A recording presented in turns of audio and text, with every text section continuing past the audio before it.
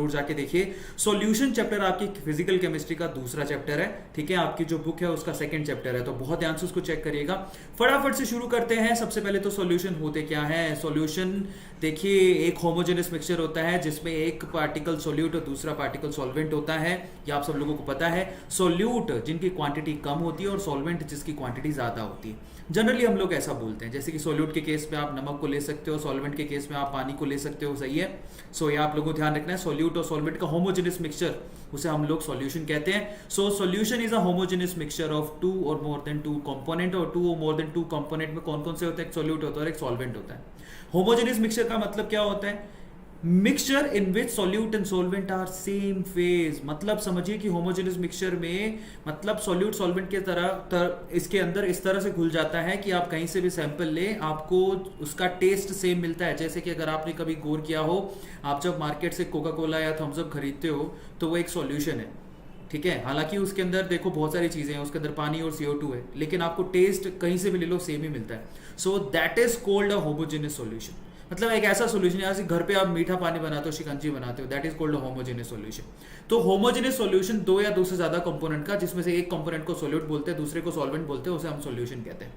अब हम चलते हैं आगे, फटाफट से आगे की तरफ प्रोसीड करते हैं। खास बात, सॉल्यूशन को हम लोग क्लासीफाई कैसे करेंगे। अगर पूरे सॉल्यूशन में दो ही कंपोनेंट है तो उसको बाइनरी सॉल्यूशन बोलेंगे। अगर उसमें तीन कंपोनेंट है तो उसको टर्शनरी या टर्नरी सॉल्यूशन बोलेंगे।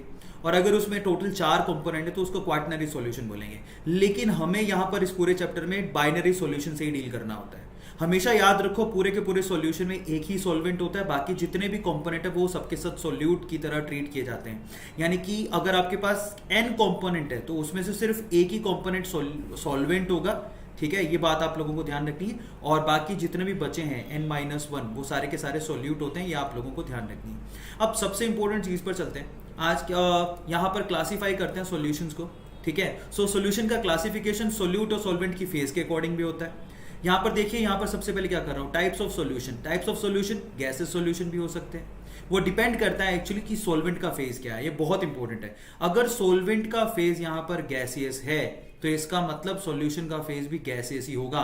तो एक बात हमको यहां से समझ में आती है कि जो सॉल्यूशन का फेज होता है वो सॉल्वेंट के फेज से मैच करता है। सॉल्वेंट मतलब जिसकी क्वांटिटी ज्यादा है। जो आपका सॉल्वेंट का फेज होगा सॉल्यूशन का फेज वही होगा। तो इसका मतलब जरा चेक करिए, यहां पर गैसियस सॉल्यूशन बनाए जा सकते हैं जिसमें गैस और गैसियस सॉल्वेंट में गैसियस सॉल्यूट को मिक्स किया जा सकता है। गैसियस सॉल्वेंट में लिक्विड सॉल्यूट को मिक्स किया जा सकता है। गैसियस सॉल्वेंट में सॉलिड सॉल्यूट को मिक्स किया जा सकता है और उससे आपको गैसियस सॉल्यूशन मिलेगा, क्योंकि सॉल्वेंट का फेज गैसियस है। जो भी फेज सॉल्वेंट का होगा वही सॉल्यूशन फेज होगा, ये आप लोगों को ध्यान रखना है। क्लियर होता है। लेकिन हमें इस चैप्टर में किसको डील करना है, सॉल्यूशन चैप्टर में हम लोग लिक्विड सॉल्यूशंस को डील करते हैं। लिक्विड सॉल्यूशन का मतलब आप समझ लीजिए, लिक्विड सॉल्यूशन का मतलब क्या होता है। बेसिकली लिक्विड सॉल्यूशन का मतलब निकल के आता है क्या, बताइए मुझे जरा सब लोग, क्या हो सकता है लिक्विड सॉल्यूशन का। एक्चुअली लिक्विड सॉल्यूशन का मतलब होता है कि उसके अंदर जो सॉल्वेंट का फेज है वो कैसा होगा, लिक्विड होगा। अब लिक्विड में या तो आप गैस को मिक्स करो, लिक्विड में आप लिक्विड को मिक्स करो, या लिक्विड में आप सॉलिड को मिक्स करो। उसके एग्जांपल आप देख लो, क्योंकि इस पूरे चैप्टर में हमें लिक्विड सॉल्यूशंस ही पढ़ने हैं। मतलब जब आप ऑक्सीजन, कभी देखे हो आप कि ऑक्सीजन जो है वैसे इतनी ज्यादा डिसोल्व नहीं होती है, किसमें, ऑक्सीजन इतनी ज्यादा डिसोल्व नहीं होती है पानी में। लेकिन हमारे जो वाटर क्रीचर्स हैं वो कैसे जिंदा हैं, इसका मतलब ऑक्सीजन थोड़ी बहुत तो पानी में डिसोल्व होती तभी जिंदा है। तो इसका मतलब आप इसको क्या कह सकते हो, बेसिकली इसको आप बेसिकली क्या कह सकते हो, yes that is called a liquid solution, जिसके अंदर gas as a solute present है। एक और एग्जांपल ले सकते हो लिक्विड टू लिक्विड का, जैसे कि इथेनॉल जो कि वाटर में डिसोल्व होता है, बड़ा कॉमन एग्जांपल है। समझ में आ गया, पीने की बात ही कर रहा हूं। फाइनली C2H5OH अगर वाटर में डिसोल्व कर दोगे तो उसमें लिक्विड ही सॉल्यूट है, लिक्विड ही सॉल्वेंट है। अपन एक और एग्जांपल ले सकते हैं, अगर हमने सॉलिड लिक्विड में मिक्स कर दिया तो, जैसे कि ग्लूकोज एंड NaCl जब हम डिसोल्व करते हैं वाटर में, तो ये क्लासिफिकेशन है जिसमें सॉल्यूट और सॉल्वेंट की फेज के अकॉर्डिंग आपने सॉल्यूशन बताया है। और मजे की बात यह है कि सॉल्वेंट की फेज पर डिपेंड करता है कि यहां पर सॉल्यूशन का फेज क्या होगा। अगर सॉल्वेंट आपका गैसियस है तो पक्का गैसियस सॉल्यूशन होगा। अगर सॉल्वेंट आपका लिक्विड है तो पक्का लिक्विड सॉल्यूशन होगा। और अगर अगर सॉल्वेंट सॉलिड है तो सॉल्यूशन आपका सॉलिड फेज में ही होगा। ये आप लोगों को ध्यान रखना है। और हमें इस पूरे चैप्टर में डील किसको करना है, हमें इस पूरे चैप्टर में लिक्विड सॉल्यूशन को डील करना है। ये बात आप लोग ध्यान रखिएगा, हमें सॉलिड सॉल्यूशन को डील नहीं करना है, गैसेस सॉल्यूशन को भी डील नहीं करना है। अब यहां पर जो सबसे इंपॉर्टेंट चीज है पूरे चैप्टर में, जिस पे क्वेश्चन भी आते हैं आपके बोर्ड एग्जाम में, वो है स्ट्रेंथ निकालना या फिर कॉन्सेंट्रेशन निकालना। जरा समझिए कि आपके घर में अगर आप मेहमान आए और आपने मीठा पानी बनाया, स्वीट वाटर बनाया, अगर वो अच्छा बन गया, बाय द वे शरबत बोलेंगे जिसको, अच्छा बन गया, तो क्या पूछेंगे आपसे, कितना शुगर डाला? या चाय अच्छी बन गई तो क्या पूछेंगे आपने, कितना दूध डाला? यानी कि आपको वो बार बार सोल्यूट की क्वांटिटी पूछता है कि आपने सोल्यूट की क्वांटिटी सॉल्यूशन या सॉल्वेंट में कितनी डाली है, उसको हम लोग कॉन्सेंट्रेशन कहते हैं। बहुत इंपॉर्टेंट है। The amount of solute dissolve in solvent और solution, that is called concentration. और हमारे पास सोल्यूट की अमाउंट को बताने के लिए बहुत सारी कॉन्सेंट्रेशन टर्म्स है जिस पर से क्वेश्चन पूछे जाते हैं, जैसे कि मोल फ्रैक्शन, जैसे कि परसेंटेज मास, मास परसेंटेज जिसको कहेंगे, वॉल्यूम परसेंटेज कहेंगे, मास बाय वॉल्यूम कहेंगे, पार्ट पर मिलियन कहेंगे, मोलैरिटी कहेंगे, मोलालिटी कहेंगे, नॉर्मेलिटी भी कहेंगे। तो ये सारी कॉन्सेंट्रेशन टर्म पे क्वेश्चन आते हैं। सो हमको फटाफट से इनको रिवाइज कर लेना है एक साथ, ये आप लोगों को ध्यान रखना है, ठीक है। तो फटाफट से इन कॉन्सेंट्रेशन टर्म को डिवाइड और यहां पर रिवाइज कर लेते हैं, क्योंकि हम लोग यहां पर सॉल्यूशन की बात कर रहे हैं और सॉल्यूशन में सोल्यूट का क्वांटिटी कितना है वो कौन बताएगा, ये कॉन्सेंट्रेशन टर्म है हमारे पास जो हमें ये बताएंगी। तो सबसे पहले हम लोग मोल फ्रैक्शन ले लेते हैं। मोल फ्रैक्शन कैसे निकालते हैं, ये बहुत आसान है। मोल फ्रैक्शन अगर आपको निकालने हैं तो आप सिंपल सा एग्जांपल लो। लेट अस सपोज हमारे पास एक कंटेनर है, ठीक है, और उस कंटेनर में हमारे पास है ना ए कंपोनेंट है और एक बी कंपोनेंट है। मान लेते हैं कि ए कंपोनेंट सॉल्यूट है, मान लेते हैं सॉल्यूशन बनाया तो ए कंपोनेंट सॉल्यूट है। मान लेते हैं कि जो बी कंपोनेंट है वो सॉल्वेंट है, बी कंपोनेंट अपन क्या मान लेते हैं, सॉल्वेंट है। अब आप खुद से दिमाग लगाना, मैं अगर यहां पर ए के मोल्स यहां पर कितने डाल दूं, Na, बी के मोल्स मैंने डाल दिए Nb, तो आप मुझे बताओ कि टोटल मोल्स कितने निकल के आए, that is Na plus Nb। इन पे क्वेश्चन बहुत आते हैं। टोटल मोल्स इन दोनों के मोल्स के समेशन के बराबर होंगे, सबको समझ में आता है, ये टोटल मोल्स हो गए। अब अगर मैं XA यानी कि मोल फ्रैक्शन ऑफ ए निकालना चाहता हूं तो क्या करूंगा, that is moles of A divided by total moles. अगर मैं मोल फ्रैक्शन ऑफ बी निकालना चाहूंगा तो क्या करूंगा, that is moles of B divided by total moles, यही करूंगा, सिंपल है। तो यहां पर अगर आपको किसी भी कंपोनेंट के मोल फ्रैक्शन निकालने हैं तो उसके मोल्स ले लो और उस पूरे सॉल्यूशन में टोटल मोल्स कितने, उनके रेशियो को ही हम लोग क्या कहते हैं, मोल फ्रैक्शन। मजे की बात ये होती है कि जितने भी कंपोनेंट आपके पास प्रेजेंट हैं उन सब के मोल फ्रैक्शन का समेशन सिर्फ एक होता है। आप खुद से जोड़ के देख लो, ये XA और XB अगर आप प्रेजेंट है किसी सॉल्यूशन में, दोनों के मोल फ्रैक्शन को जोड़ के देखो, दोनों के मोल फ्रैक्शन को अगर आप जोड़ोगे तो बेसिकली टोटल 1 ही आएगा। तो ये आप लोगों को ध्यान रखना है, जो आपको अभी काम देगा थोड़ी देर में, ये बात आप लोग ध्यान रखिएगा। सबको समझ में आता है। एक मजे की बात, XA किसके बराबर होता है, 1 माइनस XB के इक्वल होता है। ये मोल फ्रैक्शन की एक बहुत इंपॉर्टेंट टर्म है जिसको हम लोग आगे रोल्ट लॉ में यूज करते हैं। रोल्ट लॉ पढ़ेंगे, अगर यूज करेंगे तो मोल फ्रैक्शन निकालना सीख गए। अच्छा, मोल कैसे निकालते हैं ये कई बच्चों को नहीं पता होगा। मोल निकालते हैं given mass by molar mass, ये सिंपल सा फॉर्मूला जो आपने 11th स्टैंडर्ड में पढ़ा होगा। सो आप लोग हमेशा ध्यान रखना है इस बात का, ठीक है। चलिए, तो हमारे पास मोल फ्रैक्शन वाला टर्म हो गया जिसमें मोल्स आप ध्यान रखिएगा कैसे निकालते हैं, given mass by molar mass. This is how you can calculate the number of moles. Clear होता है सब लोगों को, छोटी छोटी चीजें न्यूमेरिकल को सोल्व करने में मदद करेंगी। अब आते हैं हम लोग मास फ्रैक्शन में। मास फ्रैक्शन कैसे कहते हैं जरा चेक करो, परसेंटेज ऑफ मास या मास परसेंटेज भी कह सकते हो। तो वो होता है परसेंटेज W/W। ये भी कॉन्सेंट्रेशन टर्म है जिसमें आप न्यूमिनेटर में लेते हो सॉल्यूट का मास, डिनोमिनेटर में लेते हो सॉल्यूशन का मास, इनटू कर देते हो 100 में, तो ये फाइनली मास परसेंटेज आ गया। Now this is really very simple. Clear होता है, ये मास परसेंटेज आ गया। तो बहुत ध्यान से इसको चेक करते रहिएगा। लास्ट में अगर आपको कोई क्वेरी होगी तो मैं बिल्कुल लास्ट में आपके यहां पर क्या लूंगा, चैट्स में से आपके क्वेश्चन लूंगा। अभी मेरा पढ़ाने पे ध्यान है। मैं ऐसा चाहता हूं कि जितना भी हमारे पास टाइम है उसमें हम लोग ये चैप्टर 1 आवर या 1.5 आवर में कंप्लीट कर दें। तो आप मेरा साथ देना और पूरी तरह से स्क्रीन पे ध्यान लगाना। तो मास परसेंटेज का मतलब है the mass of solute divide by mass of solution into 100, इसको हम लोग मास परसेंटेज कहते हैं। आप हमेशा याद रखना, जब भी आप न्यूमेरिकल सोल्व कर रहे हो तो डिनोमिनेटर को, परसेंटेज वाली जितनी भी टर्म है उसमें डिनोमिनेटर को आप 100 मानोगे हमेशा। अब यहां पर देखिए मास ऑफ सॉल्यूशन है, तो अगर आप जब क्वेश्चन सोल्व कर रहे हो तो अगर आपको दे दिया परसेंटेज वेट बाय वेट, ये टर्म दे रखी है, जैसे मान लो कि 4 दे दी, कि किसी के लिए कॉन्सेंट्रेशन यानी percentage weight by wait total 4 दे रखा है, ये concentration term wait by wait में दे रखी है और उसकी वैल्यू 4 दे रखी है। तो इसको क्वेश्चन को सोल्व करने के लिए आप हमेशा याद रखना, इजी तब बनेगा जब डिनोमिनेटर वाली टर्म को आप 100 मान लोगे। यानी कि मास ऑफ सॉल्यूशन, मैं इस केस में क्या करूंगा, मास ऑफ सॉल्यूशन को कितना मानूंगा, मास ऑफ सॉल्यूशन को, परसेंटेज में बता रहा हूं, सिर्फ ये ट्रिक सिर्फ परसेंटेज वाले में आपको अप्लाई करनी है। मास ऑफ सॉल्यूशन को 100 ग्राम्स मानूंगा। अगर सॉल्यूशन का मास 100 ग्राम है तो पक्का ये बात है कि मास ऑफ सॉल्यूट कितना होगा, ऑब्वियसली 4। तो ये आप लोगों को ध्यान रखना है, क्वेश्चन इसी से सोल्व करने हैं, ठीक है, 4 ग्राम। इसी तरह से नीचे आ जाओ, यहां पर वॉल्यूम बाय परसेंट, यानी कि percentage volume by volume term में क्या है, न्यूमिनेटर में वॉल्यूम लेना है आपको सॉल्यूट का, डिनोमिनेटर में सॉल्यूशन का लेना है। मैंने आपसे फिर से एक बात बोली थी, क्या बोली थी, मैंने आपसे ये कहा था कि अगर आपको जब भी कभी परसेंटेज दे रखी हो, जब भी कभी आपको परसेंटेज में दे रखा हो कॉन्सेंट्रेशन टर्म, तो डिनोमिनेटर को आपको 100 मानना है। तो इस केस में डिनोमिनेटर को क्या मानोगे, जरा बताओ मुझे, डिनोमिनेटर कौन है, सॉल्यूशन का वॉल्यूम। तो आप वॉल्यूम ऑफ सॉल्यूशन को इस बार, वॉल्यूम ऑफ सॉल्यूशन को इस बार आप क्या मानोगे, वॉल्यूम ऑफ सॉल्यूशन को 100 मानोगे, और वो 100 ml लेना है आपको, ले लिया। इससे क्वेश्चन आपके आसान हो जाएंगे। हमेशा डिनोमिनेटर को 100 मानना है। तो आप खुद से बताओ, अगर सॉल्यूशन का वॉल्यूम 100 है तो इसका मतलब अगर मैं आपसे कह दूं कि 4% by percentage volume by volume concentration term दे रखी है, तो आप बताओ कि वॉल्यूम ऑफ सॉल्यूट कितना होगा, 4 ml। आता है सबको समझ में, तो 4 ml होगा। ये आप लोगों को इस तरह से सोल्व करने हैं क्वेश्चन, ठीक है, बहुत इंपॉर्टेंट है, फोकस करो। मैं सिर्फ इतना कह रहा हूं कि डिनोमिनेटर को आप 100 मान के चलोगे जब भी आपके पास percentage volume by volume, percentage weight by weight या percentage weight by volume terms आएंगी। या आप लोगों को ध्यान रखना, now this is really very important. Clear हो गया सब लोगों को।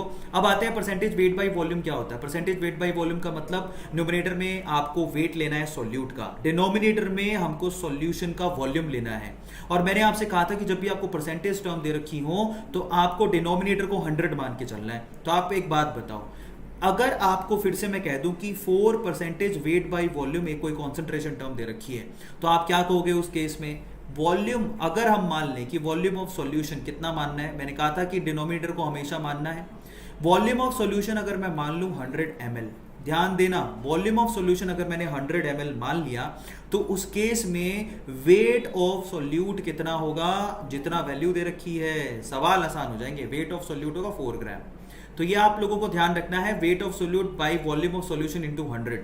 सोल्यूट का वेट ग्राम में होगा और वॉल्यूम सॉल्यूशन का ml में लेना है। यहां पर हमेशा याद रखिएगा, वेट आपको ग्राम में लेना है और वॉल्यूम आपको ml में लेना है। ये आप लोगों को ध्यान रखना है। सिंपल सिंपल सी टर्म्स है, फोकस करो, बहुत आसान है। यानी कि आप हमेशा जब भी बोलोगे तो यहां पर ध्यान रखने की बात है परसेंटेज वाली टर्म्स में कि न्यूमरेटर में हमेशा सॉल्यूट लिया जाएगा और डिनोमिनेटर में हमेशा सॉल्यूशन लिया जाएगा। अब ये टर्म बहुत आसान होते हैं, उनके क्वेश्चन करने भी बहुत आसान होते हैं। अगर आपको डिटेल पढ़नी है तो इनके लेक्चर्स ऑलरेडी अपलोड कर चुका हूं, सॉल्यूशन वाले भी। अब आते हैं पार्ट पर मिलियन, यहां सिर्फ रिवीजन करा रहा हूं। पार्ट पर मिलियन, अब आप एक बात बताओ, जब आप परसेंट निकाल रहे थे, अभी आप थोड़ी देर में परसेंट निकाले हो ना, जैसे कि वेट बाई वॉल्यूम परसेंट, तो आप क्या करते थे, 100 से मल्टीप्लाई कर देते थे। देखो आप टर्म खुद से ही देख के आए हो अभी थोड़ी देर में, 100 से मल्टीप्लाई किया, यहाँ पे 100 से मल्टीप्लाई किया, यहाँ पर 100 से मल्टीप्लाई किया। अब अगर यही परसेंट ना लिख के मैं लिख दिया हूं यहाँ पे पर मिलियन, अगर मैंने परसेंट की जगह पर मिलियन लिख डाला तो इस केस में मैं किससे मल्टीप्लाई करूंगा, 100 से नहीं करूंगा, मिलियन से करूंगा। मिलियन क्या होता है, 10⁻⁶। बस इतना सा ही फर्क है। अब मजे की बात यह है कि पार्ट पर मिलियन को भी 3 टर्म में आप डिवाइड कर सकते हो, weight by weight part per million, ध्यान से समझना, weight by weight part per million, और आप ले सकते हो weight by volume part per million and volume by volume part per million, volume by volume part per million. ये बहुत इंपॉर्टेंट है, फोकस करो। अब तरीका वही है, आपको 100 की जगह 10⁻⁶ लगाना है। मैं एक आपको एक्सप्लेन करके बता देता हूं। जैसे सपोज करो आपको दे दिया wait by weight part per million, तो उस केस में इसको डिफाइन कैसे करोगे, ऊपर तो लिखा जाएगा वेट ऑफ सॉल्यूट, देखो जरा ध्यान से, वेट ऑफ सॉल्यूट। क्लियर हो गया सब लोगों को। सो ऊपर लिखा जाएगा weight of solute divided by, नीचे क्या लिखा जाएगा, वेट ऑफ सॉल्यूशन। क्लियर हो गया। इनटू किससे करोगे, 10⁻⁶ से, सिर्फ इतना सा ही फर्क है। बच्चे घबरा जाते हैं, पीपीएम क्या है, कुछ नहीं है, 100 की जगह 10⁻⁶ से मल्टीप्लाई करना है, बाकी सब सिमिलर है। आ गया सबको समझ में, तो ये ध्यान रखना है पार्ट पर मिलियन का। अब आगे वाली टर्म पर चलते हैं फटाफट से, molality. Now this is one of the best and most important term, small m से रिप्रेजेंट करते हैं। उसमें क्या लिखते हैं, that is really very simple, the moles of solute पर केजी वेट ऑफ सॉल्वेंट। ये अकेली ऐसी टर्म है जहां पर डिनोमिनेटर में आपको वेट लेना है सॉल्वेंट का। This is the only term, लिख लो आप, this is the only term जिसमें आप सॉल्वेंट को यूज करते हो बजाय सॉल्यूशन के। in denominator you are using solvent. Now this is really very important, you have to focus on this thing कि भैया यहां पर solvent को यूज किया जाता है। the moles of solute per kg weight of solvent, इसको हम लोग क्या बोलते हैं, इसको हम लोग मोलालिटी कहते हैं बच्चों। now this is really very important। अब कोई पूछे कि मोलालिटी की यूनिट क्या होती है, that is mole per kg। it's really very simple, mole per kg। अब अगर मान लो आपको एग्जाम्पल के तौर पे कोई कह देता है कि 2.5 स्मॉल m ये आपको कॉन्सेंट्रेशन दे रखा है, तो इस केस में आप क्या मान के चलोगे, इसमें ये मान के चलना है हमेशा। देखिए परसेंटेज वाली टर्म में आपको 100 मानना है, लेकिन जब ये जो नॉर्मल टर्म है जैसे कि मोलालिटी, मोलारिटी, इस केस में आपको डिनोमिनेटर को 1 मान के चलना है। अब बताओ डिनोमिनेटर कौन है, मैं अब यहां पर क्या लिखूंगा पता है, let the weight of solvent, let the weight of solvent, ठीक है, which is equals to 1 kg। अगर मैंने सॉल्वेंट के वेट को 1 kg ले लिया तो इस केस में वेट, गौर से देखना, मोल्स ऑफ सॉल्यूट कितने निकल के आएंगे, मोल्स ऑफ सॉल्यूट कितने निकल के आएंगे 2.5। आप खुद से दिमाग लगाओ, अगर मैंने मास ऑफ सॉल्वेंट को 1 रख दिया तो जो भी मोलालिटी है वो सीधे सीधे किसके बराबर हो जाएगी, मोल्स ऑफ सॉल्यूट के बराबर हो जाएगी। अगर आपको 2.5 स्मॉल m दे रखा है तो उसका मतलब क्या होता है कि भैया अगर आपने 1 kg सोलवेंट लिया तो सोल्यूट के मोल 2.5 होंगे। ये आप लोगों को ध्यान रखना है, इससे आपके क्वेश्चन सॉल्व हो जाएंगे आसानी से। तो ये तो हो गया मोलालिटी। कल को कोई पूछे मोलालिटी क्या होता है, that is moles of solute पर kg वेट ऑफ सोलवेंट, सीधे सीधे याद रखो। अब आते हैं हम लोग नेक्स्ट टर्म पे, molarity, that is moles of solute per liter volume of solution. This is one of the highly used concentration term in chemistry. Chemistry में सबसे ज्यादा यूज होने वाली टर्म है moles of solute per litre volume of solution, this is called molarity. Clear हो गया, इसकी unit क्या होती है, मोल पर लीटर। अब मैंने आपसे क्या कहा था, मान लो आपको किसी क्वेश्चन में 1.7 कैपिटल M ये आपको कॉन्सेंट्रेशन दे रखी है, तो उसका मतलब क्या होगा, मैंने आपको कहा था, आप थोड़ी देर में याद करो, डिनोमिनेटर को नॉर्मल टर्म्स में हमको 1 मानना है, डिनोमिनेटर को 1 मानोगे तो हमको यहां पर क्या करना है, सॉल्यूशन का, ध्यान से समझिएगा, सॉल्यूशन का जो वॉल्यूम है उसको हमको क्या मानना है, 1 लीटर। उस केस में जो भी आप खुद से देखो, अगर आपने डिनोमिनेटर को 1 मान लिया, this is all equals to 1, उस केस में जो भी मोल्स हैं सोल्यूट के वो सीधे सीधे किसके बराबर होंगे, मोलारिटी के। इसका मतलब अगर मैं यहां पर मोल्स ऑफ सोल्यूट पूछूं तो कितने निकल के आएंगे, मोल्स ऑफ सोल्यूट सीधी आपकी मोलारिटी के इक्वल होंगे, दैट इज 1.7। ये बहुत इंपॉर्टेंट है जिसको आपको फोकस करना है, ठीक है। अब हम चलते हैं आगे, मोलारिटी हो गई। अब आते हैं नॉर्मेलिटी पे। नॉर्मेलिटी और मोलारिटी में सिर्फ इतना ही फर्क है, जरा देखो मोलारिटी को कैसे डिफाइन किया था आपने, that is moles of solute per litre volume of solution, define करे थे आप थोड़ी देर पहले। और इसी तरह से नॉर्मेलिटी को डिफाइन कर सकते हो। नॉर्मेलिटी क्या होती थी, equivalent of solute per litre volume of solution, the equivalent of solute per litre volume of solution. अब सवाल है कि इक्विवेलेंट को आपको निकालते कैसे हैं। देखिए आप मोल्स को कैसे निकालते हैं, बताओ जरा। मोल्स को निकाला जाता है given mass by molar mass, सही है, मोल्स को निकाला जाता है given mass by molar mass. तो इक्विवेलेंट को कैसे निकाला जाता है, that is given mass upon equivalent mass. अब सवाल ये कि इक्विवेलेंट मास क्या होता है, तो इक्विवेलेंट मास के लिए यहां पर लिखा हुआ, जरा चेक करो, equivalent mass is equals to molecular mass divided by valency factor, जिसको हम लोग एन फैक्टर भी कहते हैं। ये ध्यान रखिएगा, एन फैक्टर पे तो मेरी बहुत फेमस वीडियो बनी हुई है यूट्यूब पे, सबसे ज्यादा रनिंग वीडियो है वो, ठीक है, एन फैक्टर के पॉइंट ऑफ व्यू से।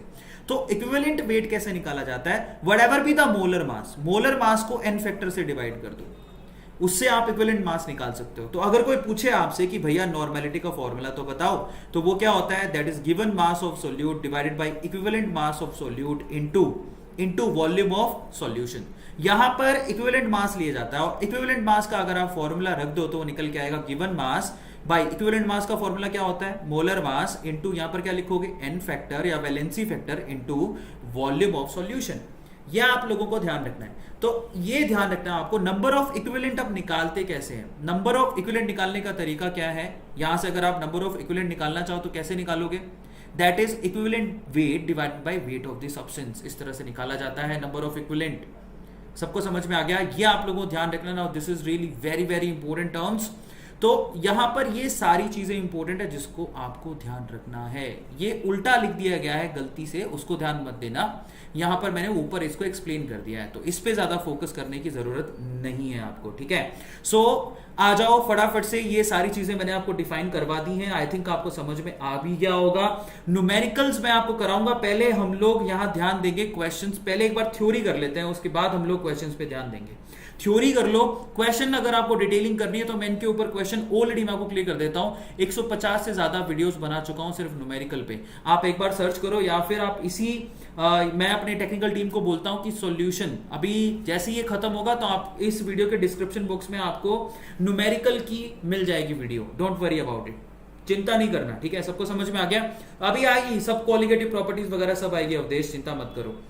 चलो अब हम लोग आगे चलते हैं। यहां पर ये फॉर्मूला गलत लिख दिया है, इस पे फोकस मत करना, मैं ऊपर लिख चुका हूं। ओवरऑल अगर कोई नॉर्मेलिटी पूछे तो क्या होता है? Normality is equals to number of equivalent per litre volume of solution. अगर आप इक्विवेलेंट निकालना चाहते हो तो कैसे निकालोगे? जैसे मोल निकालते हैं, given mass by equivalent mass. और अगर आप इक्विवेलेंट मास निकालना चाहते हैं तो इक्विवेलेंट मास का फॉर्मूला क्या होता है? That is molar mass divided by N factor. ये आप लोगों को ध्यान रखना है। सबको समझ में आ गया? अब फटाफट से आगे चलते हैं। भैया ये एन फैक्टर कैलकुलेट कैसे करते हैं? तो एन फैक्टर कैलकुलेट कैसे किया जाता है वो मैं आप लोगों को बता देता हूं। तो एन फैक्टर कैलकुलेट करने का तरीका क्या है? देखिए, वो डिपेंड करता है आपके सोल्यूट पर। अगर आपका सोल्यूट एसिड है तो उसने जितने H+ आयन दिए, वो जितने H+ आयन अगर देगा वो उसका एन फैक्टर होता है। जैसे कि आप एग्जांपल के तौर पे ले लो HCl। HCl के लिए अगर कोई एन फैक्टर पूछे तो वो होगा 1, क्योंकि वो एक ही H+ आयन दे सकता है एक्वस सॉल्यूशन में। समझ में आ गया? अब बेस के केस में क्या होगा? बेस के केस में एन फैक्टर होगा number of OH- ion given by 8। Number of OH- ion given by 8। Now this is really very important. Number of OH- ion given by 8, जितने OH- आयन देगा वही उसका एन फैक्टर है। जैसे अगर कोई पूछे आपसे कि NaOH का एन फैक्टर बताइए, तो इसका एन फैक्टर 1 होगा। क्यों? क्योंकि अगर आप इसको एक्वस सॉल्यूशन में डालोगे तो सिर्फ एक ही OH- आयन देगा। Only 1 OH- ion is given by this NaOH। ये आपको ध्यान रखना है। तो अब सोल्ट के हिसाब से, सोल्ट के लिए अगर कोई एन फैक्टर पूछे तो कैसे निकालोगे?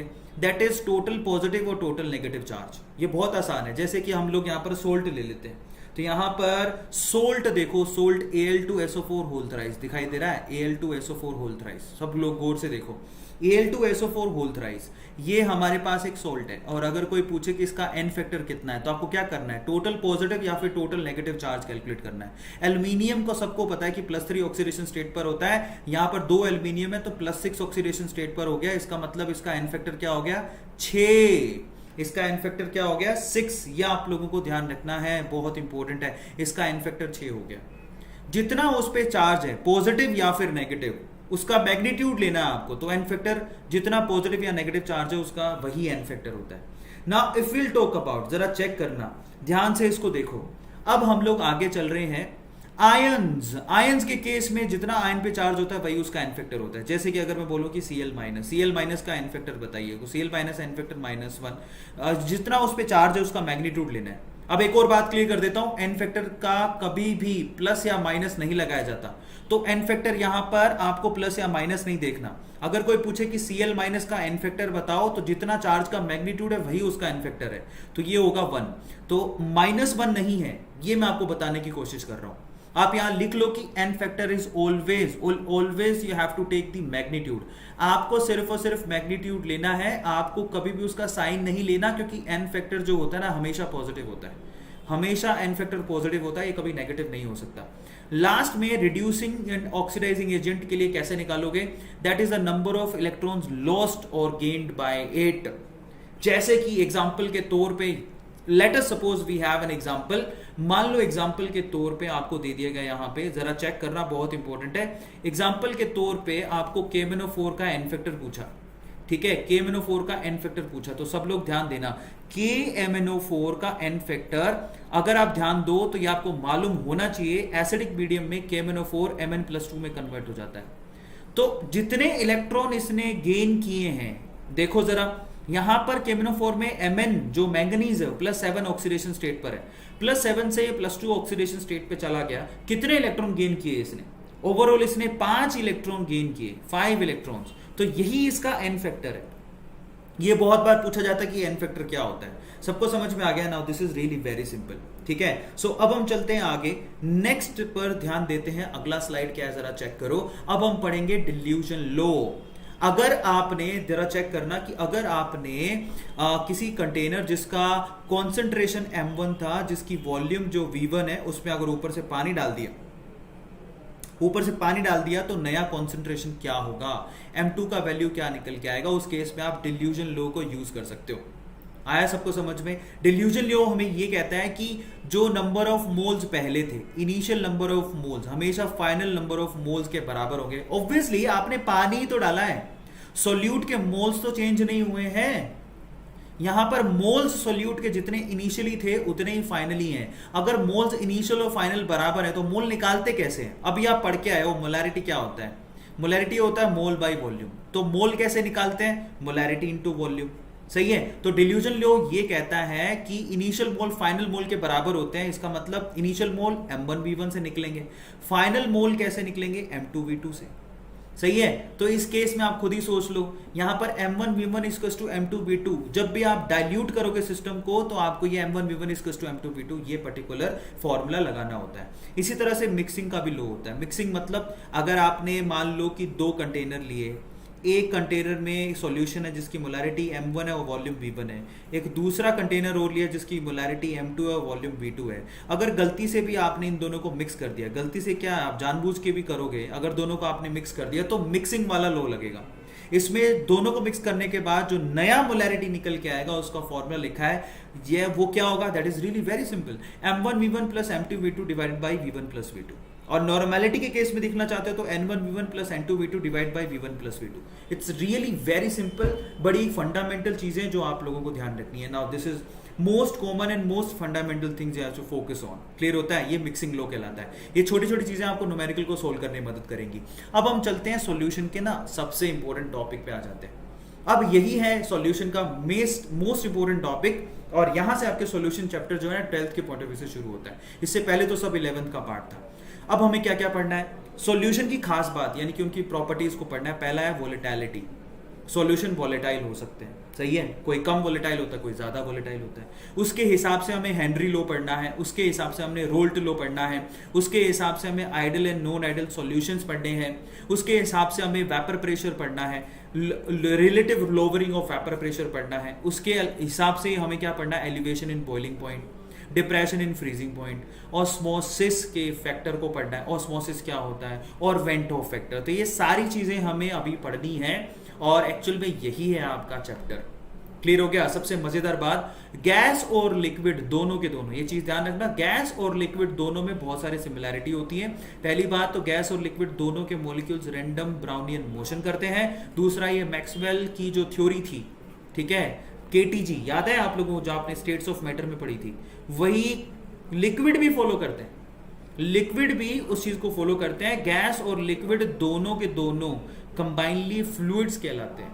ये आप लोगों को ध्यान रखने, ठीक है। इसका मतलब यहां पर अगर आप गैस के लिए PV=NRT लगाते हो, PV=NRT, तो कुछ अलग वे से ये सॉल्यूशन के ऊपर भी लगाई जा सकती है, जो कि ऑस्मोसिस में आपको लगा के दिखाऊंगा। ये लिक्विड के लिए भी स्टैंड करेगी ये, लेकिन थोड़ी सी चेंजेस आपको वहां पे करने हैं।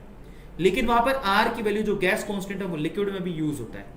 तो ये आपको ध्यान रखना है, कुछ कुछ चीजें जो गैस और लिक्विड में सिमिलर है तो उसको हम लोग उसके एज इट इज यूज करते हैं। अब हम एक एक चीज को पढ़ते हैं। सबसे पहले तो वोलेटिलिटी क्या होती है? वोलेटाइल का मतलब क्या होता है? देखिए, वोलेटाइल का मतलब एक सॉल्वेंट अगर लो टेम्परेचर पर वेपराइज हो जाए, अपनी वेपर क्रिएट करने लगे। वेपर का मतलब समझिए, लिक्विड फॉर्म में तो वो होता ही है। मान लो उसके कुछ मॉलिक्यूल सरफेस से एस्केप हो गए, सरफेस से निकल के वेपर फॉर्म में चले गए, ये जरा चेक करो। तो ये सरफेस से जो वेपर फॉर्म में गए हैं बेसिकली जो मॉलिक्यूल्स, ये उसकी क्या, यही प्रॉपर्टी कहलाती है वोलेटिलिटी। ये वोलेटाइल सॉल्वेंट है। जैसे कि आपने पेट्रोल देखा होगा, आपको कहते हैं ना कि पेट्रोल का ढक्कन बंद रखो नहीं तो पेट्रोल उड़ जाएगा। तो पेट्रोल में वोलेटिलिटी बहुत ज्यादा होती है, बहुत ज्यादा होती है। लेकिन हर एक लिक्विड का अपना वोलेटिलिटी नेचर होता है, हर एक लिक्विड का अपना एक वोलेटिलिटी नेचर होता है। ये आप लोगों को ध्यान रखना ना, this is really very important, ठीक है। मतलब कुछ ना कुछ अमाउंट होता है जो कि वोलेटाइल फॉर्म में होता है। क्लियर हो गया? तो यहां पर आपको ध्यान रखना है कि जो लो टेम्परेचर पर जो सॉल्वेंट वेपर फॉर्म करे वो वॉलेटाइल होता है। अब इवेपोरेशन क्या होता है? इवेपोरेशन का मतलब यहां पर evaporation is a change in a physical state of the matter from liquid to vapour. Evaporation का मतलब अगर कोई सॉल्वेंट या फिर सॉल्यूशन लिक्विड फेज से वेपर फेज में चला जाए उसको इवेपोरेशन कहते हैं। कंडेंसेशन किसको कहते हैं? जस्ट उल्टा, जो वेपर फेज से लिक्विड फेज में आ जाए उसको कंडेंसेशन कहते हैं। बस ये वोलेटिलिटी होती है। वोलेटिलिटी का मतलब वो वहां पर वेपर क्रिएट कर पा रहा है लिक्विड। क्लियर हो गया? लो टेम्परेचर पे, हाई टेम्परेचर पे नहीं, क्योंकि हाई टेम्परेचर पे तो हर कोई वोलेटाइल ही होगा ना भाई। बहुत ज्यादा हाई टेम्परेचर तो कोई भी सहन नहीं कर सकता लिक्विड। अब हम आते हैं कॉन्सेप्ट ऑफ वेपर प्रेशर का। अब हमको पता है कि अगर कोई लिक्विड दो फॉर्म में रह सकता है, वो लिक्विड फॉर्म में भी रह सकता है, ठीक है। अगर कोई सॉल्यूशन दो फॉर्म में रह सकता है, वो लिक्विड फॉर्म में भी रह सकता है, और वो लिक्विड फॉर्म के साथ साथ, वो तो लिक्विड फॉर्म में रहता ही है, लिक्विड फॉर्म के साथ साथ अगर वो गैसियस फॉर्म में भी रह सकता है। ये देखिए नीचे लिक्विड फॉर्म है और ऊपर उसकी गैसियस फॉर्म है। अब किसी की गैसियस फॉर्म कम होती है, किसी की गैसियस फॉर्म ज्यादा होती है। अब आप खुद से देखो, किसी की गैसियस फॉर्म कम होती है, किसी की गैसियस फॉर्म ज्यादा होती है। यस। अब एक वक्त ऐसा आएगा जब आपने क्या किया, एक पर्टिकुलर सॉल्वेंट या फिर सॉल्यूशन लिया, उसको कंटेनर में बंद कर दिया, और फाइनली कंटेनर, ये देखो एक बर्तन में डाल के कंटेनर में बंद कर दिया। फाइनली यहां पर सरफेस के मॉलिक्यूल धीरे धीरे कहां जाएंगे? वेपर फॉर्म में जाएंगे। सही है, क्योंकि वो वोलेटाइल है। किसी की वोलेटिलिटी कम होती है, किसी की वोलेटिलिटी ज्यादा होती है। ना सिर्फ वो वेपर फॉर्म में जाएंगे, कई बार वेपर फॉर्म से वापस भी आ जाते हैं। एक वक्त ऐसा आता है, ध्यान से समझिएगा, एक वक्त ऐसा आता है, वेपर प्रेशर की बात कर रहा हूं कि वेपर प्रेशर क्या है। वेपर प्रेशर आप काउंट करते हो इक्विलिब्रियम सिचुएशन पे। एक वक्त ऐसा आता है कि rate of vaporisation rate of condensation के बराबर हो जाती है। मतलब मॉलिक्यूल जैसे वेपर हो रहा है, जितना वेपर हो रहा है उतना ही वेपर फॉर्म से वो लिक्विड फॉर्म में भी आ रहा है। मतलब लिक्विड फॉर्म से वेपर फॉर्म में जितनी स्पीड है, उतनी ही वेपर फॉर्म से लिक्विड फॉर्म में कन्वर्ट होने की स्पीड है। मतलब दोनों, मतलब रेट ऑफ वेपराइजेशन और रेट ऑफ कंडेंसेशन अगर दोनों बराबर हो गए तो उस केस में वो वेपर कितना प्रेशर बनाती है, उसी को वेपर प्रेशर कहते हैं। वेपर प्रेशर की चीज को समझिए, यहां पर डेफिनेशन को देख लीजिए। The pressure exerted bye vapour phase at equilibrium. Now this is really very important. Equilibrium के केस में कोई भी वेपर फेज कितना प्रेशर एक्सर्ट करती है, उसी को वेपर प्रेशर कहते हैं। अब ये बहुत इंपॉर्टेंट है, बट ये इक्विलिब्रियम स्टैब्लिश हो जाना चाहिए। इक्विलिब्रियम कैसे स्टैब्लिश होगा? Rate of vaporisation rate of condensation के बराबर होगी। बहुत इंपॉर्टेंट है। यानी कि लिक्विड और वेपर ये क्या आ जाएंगे? इक्विलिब्रियम पर आ जाएंगे। ये आप लोगों को ध्यान रखना है, उसी को वेपर फेज बोलते हैं। ये छोटी छोटी चीजें आपको आगे काम भी आएंगी। अब हम आते हैं हेनरी लॉ पर। ये आपका पहला लॉ है जो आप लोगों को ध्यान रखना है। अब हेनरी लॉ एक्चुअली पहले डिफाइन कैसे किया गया उसको जरा चेक कर लो।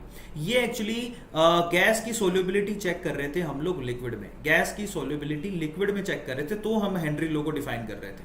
मतलब हेनरी खुद हेनरी लॉ को डिफाइन तब कर रहा था कि वो चेक कर रहा था कि गैस लिक्विड में कब सोल्यूबल होती है। मान लो आपने एक कंटेनर लिया जिसपे पिस्टन लगा हुआ है और उसमें गैस भरी हुई है, मान लो ये गैस है, ठीक है, और नीचे हमारे पास लिक्विड है। अब आप खुद से बताओ कि लिक्विड में गैस जो है उसकी सोल्यूबिलिटी कैसे बढ़ेगी। मैंने अगर प्रेशर बढ़ाया तो गैस की सोल्यूबिलिटी इंक्रीज होने लगेगी। गैस की जो सोल्यूबिलिटी है, प्रेशर बढ़ाने पर गैस की सोल्यूबिलिटी इंक्रीज होने लगेगी। Now this is really very important. इसका मतलब जरा समझिए कि यहां पर हेनरी ने फिर अपना उसके हिसाब से अपना लॉ दिया।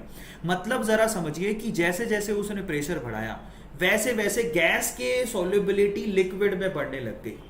आता है समझ में? यानी कि गैस की कॉन्सेंट्रेशन लिक्विड में इंक्रीज होने लग गई। अब कॉन्सेंट्रेशन टर्म तो बहुत सारी होती है, उसने कॉन्सेंट्रेशन टर्म इस्तेमाल की मोल फ्रैक्शन। हेनरी ने इस केस में mole fraction as a concentration term को यूज किया। उसने क्या कहा? At constant temperature the mass of dissolved gas, at constant temperature the mass of dissolved gas in a given volume of solvent is directly proportional to the pressure of the gas. Now this is really very important, जिसको हम लोग Henry law कहते हैं। कहता है कि constant temperature पर gas का कितना मास डिसॉल्व हुआ है वॉल्यूम के अंदर, किसके? सॉल्वेंट के अंदर, वो डायरेक्टली प्रोपोर्शनल टू होगा प्रेशर। आपने प्रेशर कितना अप्लाई किया है। Now this is really very important. At constant temperature, mass of the gas is directly proportional to the pressure applied to the gas. कितना आपने मास डिसोल्व हुआ है वो सीधे सीधे प्रेशर आपने कितना अप्लाई किया है उस पर डिपेंड करेगा. अब उसने क्या किया, यहां पे उसने ग्राफ बनाया चेक करिएगा, उसने ग्राफ बनाया मास कितना डिसोल्व हो रहा है और प्रेशर. ग्राफ से उसको ये समझ में आया कि जैसे जैसे आप प्रेशर बढ़ाते जाओगे मास जो डिसोल्व हो रहा है लिक्विड में बढ़ते जाएगा. ये बहुत इंपॉर्टेंट है, सबको समझ में आ गया. अब बड़े ध्यान से इसको समझिएगा. यानी कि वो actually solubility of gas in liquid check कर रहा था. अब अगर कोई आपसे पूछे कि हेनरी लॉ एक्चुअली एप्लीकेबल किस पे है, तो गैसेस जो कि लिक्विड में डिसोल्व हो रही है उसके ऊपर एप्लीकेबल है. जब गैस और सॉल्वेंट आपस में मिलकर एक सॉल्यूशन बनाते हैं, गैस सॉल्वेंट सॉल्यूशन बनाते हैं, उस केस में डेल्टा एच का वैल्यू हमेशा लेस देन 0 होता है. ऑब्वियसली आप खुद ही देखो ना, गैस जब खुद लिक्विड में घुलने जा रहा है तो यहां पर कोई ना कोई फोर्स ऑफ अट्रैक्शन तो होगा, उस केस में एनर्जी रिलीज होगी. इसका मतलब डेल्टा एच का वैल्यू 0 होगा, लेस देन 0 होगा. Now this is really very important, बहुत इंपॉर्टेंट है. अब आप खुद से एक दिमाग लगा के सोचो, आप कंटिन्यूसली प्रेशर बढ़ा रहे हो, क्लियर हो गया. लेस देन 0 मतलब डेल्टा एच का वैल्यू नेगेटिव होगा. आप कंटिन्यूसली प्रेशर बढ़ा रहे हो. अब आपको सिर्फ ये सोचना है कि अगर मैंने टेम्परेचर को चेंज किया और प्रेशर को चेंज किया तो एक्चुअली सॉल्युबिलिटी पे क्या फर्क पड़ेगा, उसको जरा हम लोग चेक कर लेते हैं दोनों सिचुएशन पे. तो पहला सिचुएशन चेक करो. According to the Le Chatelier principle, increasing the pressure equilibrium at equilibrium, ठीक है, equilibrium shift in the direction of lesser gases moles. इस चीज को समझो कि अगर आपने प्रेशर बढ़ाया तो इसका मतलब सिस्टम खुद मोल्स को कम करना चाहेगा क्योंकि वो प्रेशर को कम करना चाहता है. आया समझ में? इसको सीधे सीधे शब्दों में समझो तो मतलब ये है, ये ली कैटलियर का प्रिंसिपल है. मैं सीधे सीधे समझाऊं तो अगर आपने प्रेशर बढ़ाया तो गैसेस मोल्स धीरे धीरे कम होते जाएंगे और वो किस में घुलते जाएंगे, लिक्विड में. ये तो बड़ी कॉमन सी बात है. आप खुद से दिमाग लगाओ कि पानी में आपने CO2 को घोला, कैसे घोला होगा, हाई प्रेशर पे. हाई प्रेशर लगाते हो तो गैसेस मॉलिक्यूल जो है वो लिक्विड में भी घुल जाते हैं. इसका मतलब जैसे जैसे आप प्रेशर बढ़ाओगे सोल्युबिलिटी इंक्रीज होने लगती है, सोल्युबिलिटी इंक्रीज होने लगती है. ये तो प्रेशर के टर्म में हो गया. टेम्परेचर की बात करो आप, अगर आपने टेम्परेचर बढ़ाया तो गैस तो भाग जाएगी. खुद से ही दिमाग लगाओ, सीधी सीधी भाषा में बोलूं, प्रेशर बढ़ाने पर सोल्युबिलिटी बढ़ती है लेकिन टेम्परेचर बढ़ाने पर सोल्युबिलिटी घटती है. क्योंकि अगर आपने टेम्परेचर बढ़ाया तो सारे गैसेस मॉलिक्यूल्स बेसिकली वहां से भागने लगेंगे, एस्केप होने लगेंगे. अब इस चीज को उसने ऑब्जर्व किया और उसने अपना लॉ दिया. उसने क्या कहा, दैट, देखिए, solubility of the gas in liquid, उस पर अपना हेनरी ने अपना लॉ दिया. उसने कहा कि गैस की जो कॉन्सेंट्रेशन जो लिक्विड में घुल रही है वो डायरेक्टली प्रोपोर्शनल है जितना आपने प्रेशर अप्लाई किया है. और उस टाइम पे कॉन्सेंट्रेशन ऑफ गैस को उसने मोल फ्रैक्शन में लिया, यानी कि x is directly proportional to p. और जब उसने प्रोपोर्शनलिटी साइन हटाया तो उसने कहा x is equal to kh into p. और kh यहां पे क्या है, this is called Henry constant. उसको हम लोग हेनरी कांस्टेंट कहते हैं. Now this is really very important. Okay, यहां पर एक चीज है, कई बच्चे x इंटू p लिख देते हैं लेकिन एक्चुअली ये लो कुछ इस तरह से नहीं था. ठीक है, तो यहां पर अब आप गौर से देखना, यहां पर थोड़ी सी चेंजेस हैं चीजों में, आप ध्यान जरा देना. यहां पर आप थोड़ी सी चीजों में चेंज कर रहा हूं. ज्यादातर बच्चे ऐसा सोचते हैं कि मोल फ्रैक्शन, क्योंकि हमको तो यही समझ में आता है कि A प्रोपोर्शनल टू B है तो B प्रोपोर्शनल टू A है, एक ही बात है. नहीं, यहां पर चीजों में कुछ थोड़ा सा चेंज किया. किसने? हेनरी के लॉ ने. उसने ये कहा, यहां पर हमें तो समझ में यही आता है कि जो भी मोल फ्रैक्शन है वो डायरेक्टली प्रोपोर्शनल टू प्रेशर है. इसको हेनरी ने कुछ अलग तरीके से लिखा. उसने ये कहा कि एक्चुअली, जरा गौर से समझना, हमको तो ये समझ में आया ना अभी तक जितना समझे कि जितना प्रेशर आप अप्लाई करोगे x की वैल्यू उतनी ज्यादा होगी, यही समझ में आया. इसलिए हमने क्या लिखा, x is directly proportional to p. और जब आप प्रोपोर्शनलिटी साइन हटाते हो तो आप एक कांस्टेंट लगाते हो, x is equal to k into p. हमको तो यही समझ में आया. लेकिन एक्चुअली ये हेनरी लॉ नहीं है. हेनरी लॉ क्या है? हेनरी लॉ है p equal to k into x. अब ये कैसे हो गया, ये कैसे हो गया, इसको कैसे डिफाइन करोगे? तो मैं आपको समझाता हूं. एक्चुअल में अगर आप ध्यान से देखो तो हेनरी लॉ ये कहता है आपसे, अब ये चीजें ना बहुत सारे बच्चे गलत लिख के आते हैं. हेनरी लॉ ये कहता है आपसे, जरा चेक करना, ये बहुत इंपॉर्टेंट है. हेनरी लॉ ये कहता है आपसे कि आपने, जरा चेक करना, यहां पर सपोज करो कि ये कंटेनर लिया और उसमें गैसेस पार्टिकल्स हैं, ध्यान से जरा चेक करना, और नीचे है हमारे पास लिक्विड, दिखाई दे रहा है सब लोगों को, नीचे लिक्विड है. तो हेनरी लॉ के मुताबिक ये गैस उतना ही प्रेशर बनाएगी जितने इसके मोल फ्रैक्शन अवेलेबल है लिक्विड स्टेज में। दोबारा बोलता हूं, उसको उस तरह से पढ़ो। पहला तो हमने ये पढ़ा, जितना हमें समझ में आता है उस हिसाब से बच्चा क्या समझता है कि प्रेशर बढ़ाओगे तो मोल फ्रैक्शन बढ़ेगा। इसका मतलब mole fraction is directly proportional to pressure. बच्चे इस तरह से याद कर लेते हैं और क्या लिख के आ जाते हैं, एक्स इक्वल्स टू के इंटू पी, जबकि ये गलत है। इसको हेनरी लॉ नहीं कहते, यही हमने थोड़ी देर पहले लिखा था, बट हेनरी लॉ ये नहीं है। हेनरी लॉ तो क्या है, पी इक्वल्स टू के इंटू एक्स। अब इससे क्या समझ में आता है हमें, इससे हमें यह समझ में आता है, जरा गौर से समझना, कोई गैस उतना ही प्रेशर बनाएगी जितने मोल फ्रैक्शन इसके लिक्विड फॉर्म में प्रेजेंट है। यानी कि pressure of the gas is directly proportional to mole fraction present in a liquid state. जो अब मैं बोल रहा हूं एक्चुअल में वही है हेनरी लॉ। बच्चे बहुत गलतियां करते हैं इसमें, दोबारा समझा देता हूं। कोई गैस कितना प्रेशर बनाती है वो डिपेंड करता है कि एक्चुअली उसके मोल फ्रैक्शन लिक्विड में कितने प्रेजेंट है। Now this is really really really very important, और ये चीज काम आएगी आपको। That pressure of the gas is directly proportional to the mole fraction of that gas. That gas actually कितने मोल फ्रैक्शन लिक्विड में प्रेजेंट है, mole fraction of that gas present in liquid. अब इस चीज को ध्यान से समझ लेना, यहां पर यह गलती हमें एग्जाम में नहीं करनी है हेनरी लॉ में। अब आप हेनरी लॉ को डिफाइन ढंग से कर लेना, लिखो सब लोग हेनरी लॉ का मतलब क्या होता है। The pressure exerted by a gas is directly proportional to the mole fraction of gas that are present in liquid stage. This is called Henry law. यानी कि pressure is directly proportional to the mole fraction present in a liquid. अब अगर proportionality sign हटाओगे तो P equals to K H into X लिखोगे, और यहां पर के एच है हेनरी कांस्टेंट। ये ध्यान रखना, ये बहुत इंपॉर्टेंट चीज है। मजे की बात, हेनरी कांस्टेंट की यूनिट क्या होगी? के एच की यूनिट वही है जो P की यूनिट है, क्योंकि एक्स की तो कोई यूनिट ही नहीं होती। समझ में आ गया? के एच की वही यूनिट है जो कि P की यूनिट है, तो क्योंकि x की तो कोई यूनिट ही नहीं होती। x क्या होता है? मोल फ्रैक्शन होते हैं। मोल फ्रैक्शन की कोई यूनिट नहीं होती है, ये चीज आप लोगों को ध्यान रखनी है। मोल फ्रैक्शन की कोई यूनिट नहीं होती। मैं हेनरी लॉ को दोबारा समझा देता हूं। देखिए, अभी तक जो पढ़े आप उसमें आपको समझ में ये आया, मैं दोबारा समझाता हूं, जरा गौर से चेक करना। जो समझ में आया और जो हेनरी लॉ में लिखा है वो एक दूसरे को कॉन्ट्रडिक्ट करते हैं, इसलिए बच्चे ज्यादातर इसको सही तरीके से लिख नहीं पाते।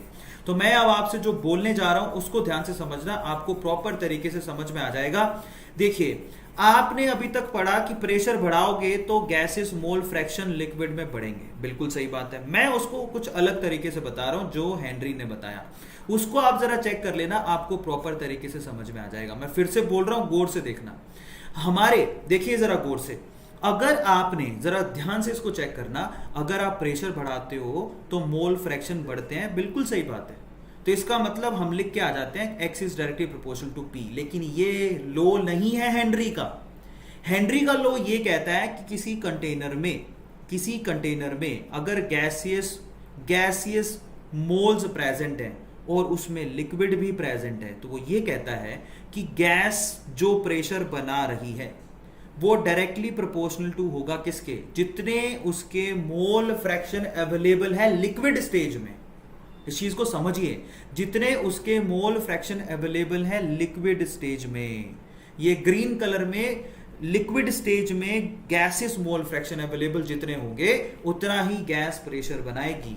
Now this is called Henry law. और अगर आप अब प्रोपोर्शनलिटी साइन हटाओगे तो इक्वल का साइन लगा के आप एक हेनरी कांस्टेंट लगाओगे।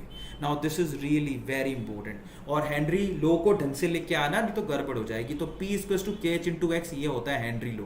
ज्यादातर बच्चे इसको गलत लिख के आ जाते हैं। अब हम चलते हैं आगे। सो फाइनली हेनरी लॉ के एप्लीकेशंस क्या हैं? पहला तो सॉफ्ट ड्रिंक में हेनरी लॉ के डायरेक्ट एप्लीकेशंस यूज होते हैं, जो आपकी कोका कोला, थम्स अप वगैरह आप पीते हो उसमें। दूसरा, जो डाइवर्स होते हैं, सी डाइवर्स, वहां पर भी हेनरी लॉ डायरेक्टली यूज होता है। और बहुत सारे ये लिखे हुए हैं, उनको आप ध्यान से पढ़ लो, ये आपके लिए ही है। देखो, at high altitude the partial pressure of the oxygen is less. जब हम ऊपर जाते हैं, ठीक है, तो ऑक्सीजन की डेंसिटी घटने लगती है, पार्शियल प्रेशर ऑक्सीजन का घटने लगता है। समझ में आ गया? Then that of the ground. तो ये एप्लीकेशन किसका है? एक्चुअल में ये एप्लीकेशन हेनरी लॉ का ही है। सबको समझ में आ गया? तो ये आप लोगों को ध्यान रखना है। इसके मेडिकल एप्लीकेशंस भी हैं, ठीक है, इसके जनरल वे में भी एप्लीकेशंस हैं हेनरी लॉ के। अब हम चलते हैं आगे, अगला क्या है, रोल्ट लॉ, क्योंकि इस पे भैया सवाल बहुत आते हैं। रोल्ट लॉ को जरा चेक कर लेते हैं। हेनरी लॉ हमने पढ़ लिया। हेनरी लॉ के मुताबिक पहली बात तो हेनरी लॉ अप्लाई होता है गैस और लिक्विड में। यहां पर गैस अलग है, लिक्विड अलग है, और आप गैस को लिक्विड में घोलने की कोशिश कर रहे हो। रोल्ट लॉ में ऐसा सीन नहीं है। रोल्ट लॉ एक्चुअली एप्लीकेबल है वोलेटाइल लिक्विड्स के लिए। ये लिख लो, ये सबसे बड़ा फर्क है। वोलेटाइल लिक्विड्स के लिए रोल्ट लॉ को लगाया जाता है। वोलेटाइल लिक्विड मतलब स्पेशली वो लिक्विड फॉर्म में भी होगा, सबको समझ में आता है, और वो गैसेस फॉर्म में भी प्रेजेंट होगा। तो वोलेटाइल लिक्विड्स के लिए रोल्ट लॉ लगता है, जबकि गैस को जब आप लिक्विड में घोलना चाहते हो तो उसके लिए आप हेनरी लॉ लगाते हो। ये आप लोगों को ध्यान रखना है, जो कि बहुत इंपॉर्टेंट है। फोकस करो, अगर आपने ध्यान नहीं दिया तो दिक्कत हो जाएगी। ये बहुत इंपॉर्टेंट चीजें जो आप लोगों को ध्यान रखनी है, ठीक है। अब हम चल रहे हैं आगे, जरा गौर से इसको चेक कर लीजिए, ठीक है। हाँ चलो, यहां पर श्रुति ने एक यहां पर मैसेज किया है, which colligative properties used to find the molecular mass of macromolecules. Macromolecules के लिए आप स्पेशली ऑस्मोटिक प्रेशर यूज करते हो। श्रुति के बात का मैं जवाब दे रहा हूं, ऑस्मोटिक प्रेशर यूज करते हो। सबको समझ में आ गया? तो ये आप लोगों को ध्यान रखना। चलो अब हम रोल्ट लॉ को पढ़ते हैं, आगे सारी चीजें आएंगी तो आप फोकस करते जाओ। रोल्ट लॉ क्या है? According to Raoult law, vapour pressure of any component will be directly proportional to the mole fraction of that component in liquid phase. ये बहुत इंपॉर्टेंट है, गौर से देखते जाओ। ये देखो अब क्या लिखा हुआ है। अब यहां पर देखिए, ये वही स्टेटमेंट हेनरी ने भी लिखी थी, लेकिन हेनरी ने गैस अलग लिया था, लिक्विड अलग लिया था। हेनरी की जगह रोल्ट क्या कर रहा है? रोल्ट एक कंटेनर में ऐसा लिक्विड ले रहा है जो कि वोलेटाइल है, जैसे कि पेट्रोल ले लो जो खुद वोलेटाइल है। अब इस चीज को समझ लो, वो क्या कह रहा है, मतलब उसकी खुद की वेपर्स होंगी, ऊपर वेपर्स होंगी, और उसी के बिहाफ पे वो लिख रहा है ये बात जो हेनरी ने अलग से गैस और लिक्विड लेके लिखी थी। According to Raoult, the vapor pressure of any component is directly proportional to the mole fraction of that component in liquid phase। यही बात हेनरी ने भी लिखी थी, यही बात हेनरी ने भी लिखी थी, लेकिन उसने अलग गैस और अलग लिक्विड के लिए लिखी थी। यहां पर इसने ये चीज वोलेटाइल के लिए लिखी है, जिसमें वही सेम कंपोनेंट गैसेस फॉर्म में भी अवेलेबल है। सबको समझ में आ गया? अब इसको समझे कैसे, तो उसको धीरे धीरे हम लोग समझते हैं। लेट, अब उसमें यहां पर अलग अलग एग्जांपल लेते हैं, जरा गौर से उसको चेक करते रहना। लेट सपोज करो कि हमारे पास है ना दो लिक्विड्स हैं और दोनों के दोनों वोलेटाइल हैं। एक लिक्विड ए है, एक लिक्विड बी है। अब इसको समझना क्योंकि इस पे क्वेश्चन काफी ज्यादा आते हैं। तो अब हम क्या कर रहे हैं, जरा चेक करो। लिक्विड ए जब आपके पास है सिर्फ एक बर्तन में, एक कंटेनर में सिर्फ एक, अगर आपके पास लिक्विड ए है, मान लो कि वो सोल्यूट है, मान लेते हैं उसकी क्वांटिटी कम है तो उसको हमने सोल्यूट मान लिया। तो उस केस में क्योंकि वो वोलेटाइल है तो एक्चुअली वो गैसेस फॉर्म में भी अवेलेबल होगा। तो उसका जो प्रेशर है उस टाइम पे, उसका प्रेशर हम लोग मान लेते हैं पीए नोट।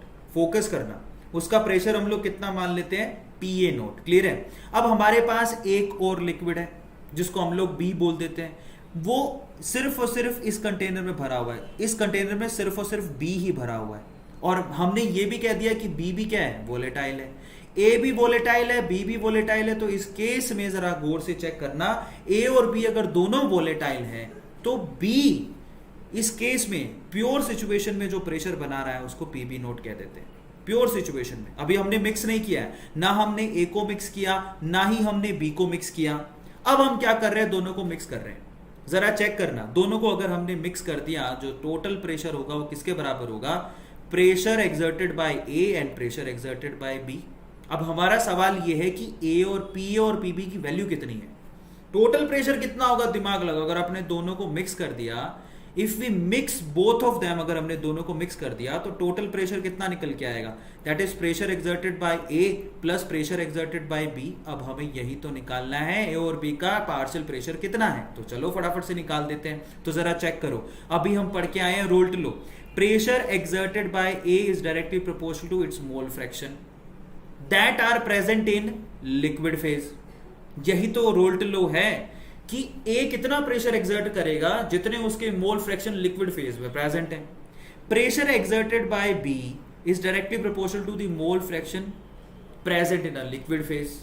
सबको समझ में आ गया कि P यानी कि यहां पर सोलवेंट कितना प्रेशर एक्सर्ट करेगा जितने उसके मोल फ्रैक्शन B में प्रेजेंट है।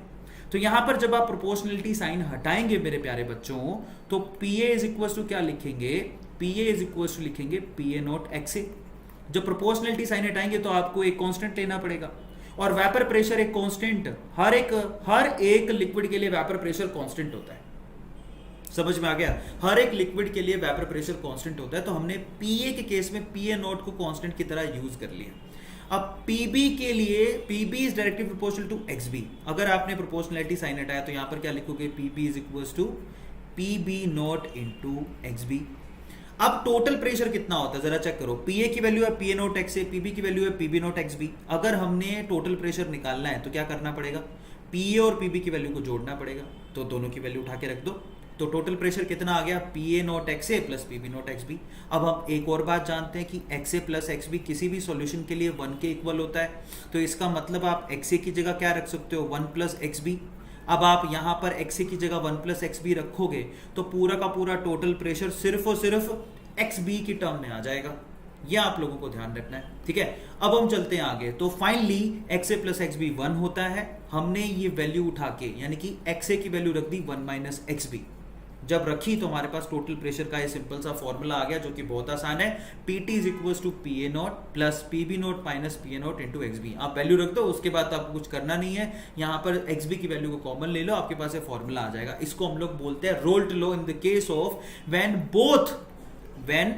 Both solute and solvent are volatile. जब आपके सोल्यूट भी वोलेटाइल है, सोलवेंट भी वोलेटाइल है, उस केस में टोटल प्रेशर का फॉर्मूला ही निकल के आया। क्लियर होता है सब लोगों को? अब हम आगे चलते हैं। अगर कोई आपसे पूछ ले, अभी देखो आपने जितनी भी चीज लिखी उसमें क्या था, उसमें ये था according to Raoult law pressure exerted by A is directly proportional to its mole fraction present in liquid. ये XA क्या है, XA है mole fraction present in liquid state. Liquid state में मोल फ्रैक्शन कितने प्रेजेंट हैं, वो था Raoult law. लेकिन आप जरा सोचो, अगर आपने वेपर प्रेशर निकालना है तो डोल्टन ने भी अपना एक लॉ दिया था, the partial pressure exerted by any gas is directly proportional to its mole fraction present in gaseous form. ये किसका लॉ था, डोल्टन का लॉ। अब यहां पर जो XA लिखा है ना वो लिक्विड फेज वाले हैं, लेकिन अगर आप पार्शियल प्रेशर डोल्टन के लॉ से निकालना चाहते हैं तो आपको जो मोल फ्रैक्शन लेने हैं वो कौन से फेज में लेने हैं, गैसियस फॉर्म में। अब इस चीज को समझिएगा, अगर हमारे पास एक कोई कंटेनर है, उसके अंदर हमारे पास A और B दोनों के मॉलिक्यूल्स प्रेजेंट हैं, और गैसियस फेज में A के मोल फ्रैक्शन है YA और लिक्विड फेज में A के मोल फ्रैक्शन है XA। दोनों में फर्क है, जरा चेक करो। YA और XA में क्या फर्क है, YA मोल फ्रैक्शन है गैसियस फेज में, XA मोल फ्रैक्शन है लिक्विड फेज में। बच्चों दोनों में फर्क है। लिक्विड फेज वाला लॉ किसने दिया था, रोल्ट ने। आता है सबको समझ में, जो हमने अभी प्रूव किया। लेकिन अगर आप किसी भी गैस का पार्शियल प्रेशर निकालना चाहते हैं, जैसे कि PA का पार्शियल प्रेशर है, that is directly proportional to its mole fraction present in gaseous phase, जो कि YA है। तो गैसियस फेज में रूप में अगर आप निकालना चाहो तो वो डोल्टन लॉ है। समझ में आता है सबको?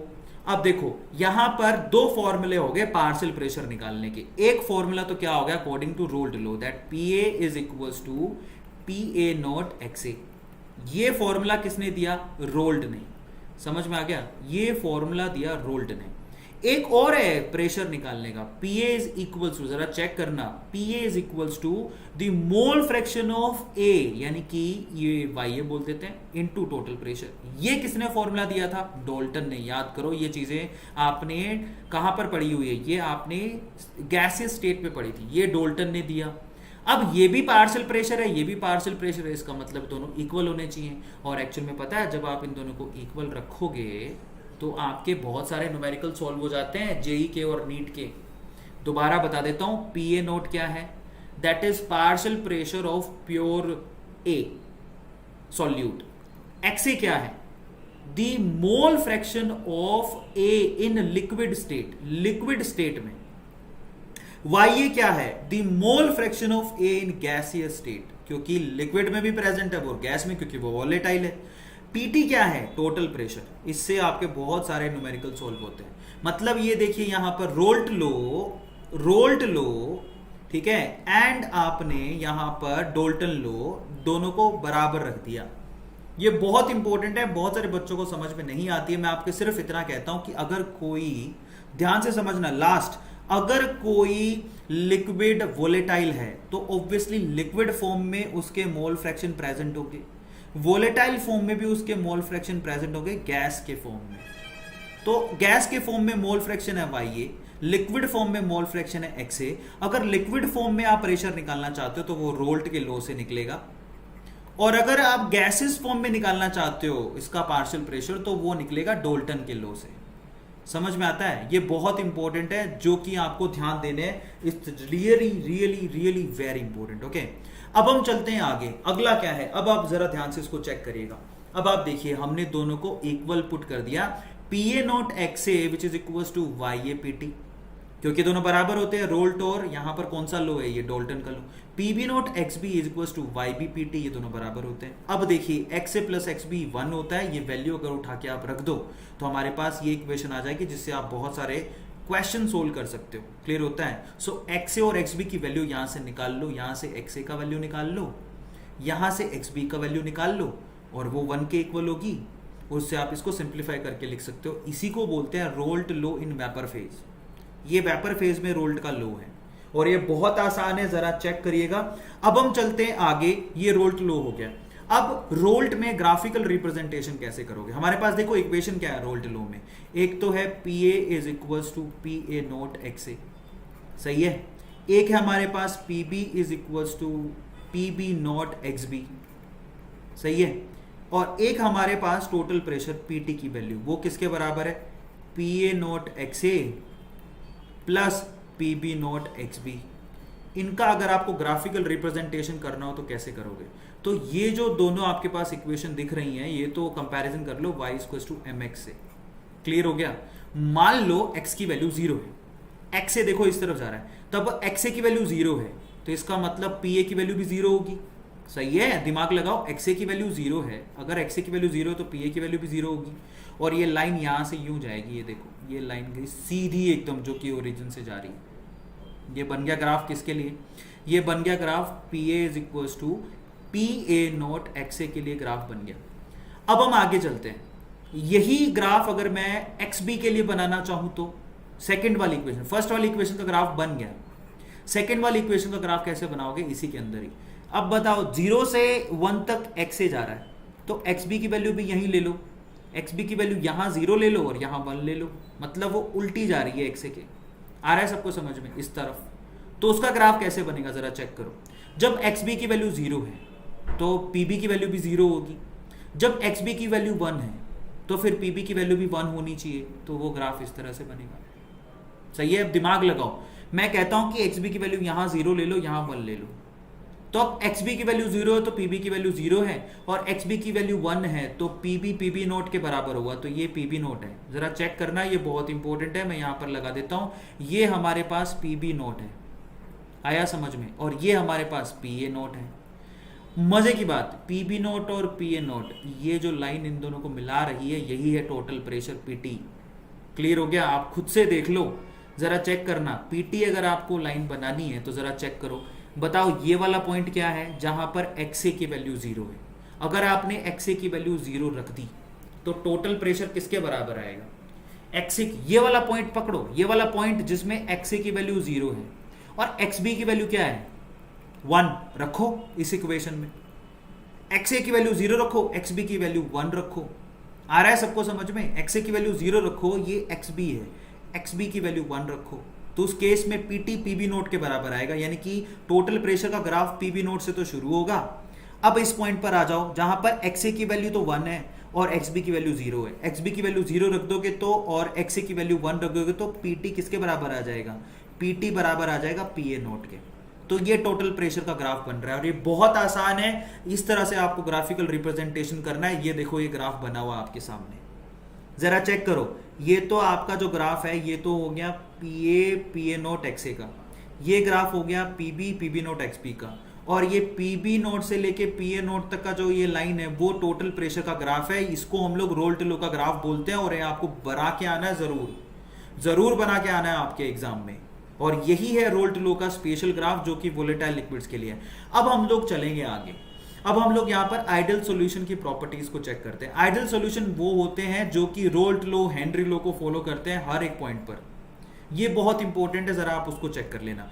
आप उसकी प्रॉपर्टीज को चेक करो। पहली प्रॉपर्टी, आइडियल सॉल्यूशन की पहली प्रॉपर्टी ये होती है, ठीक है। आइडियल सॉल्यूशन बनाओगे कैसे? हमारे पास हमने ए डाला और बी डाला। ए हमारे पास सॉल्यूट है, बी हमारे पास सॉल्वेंट है, और दोनों को हमने कर दिया मिक्स।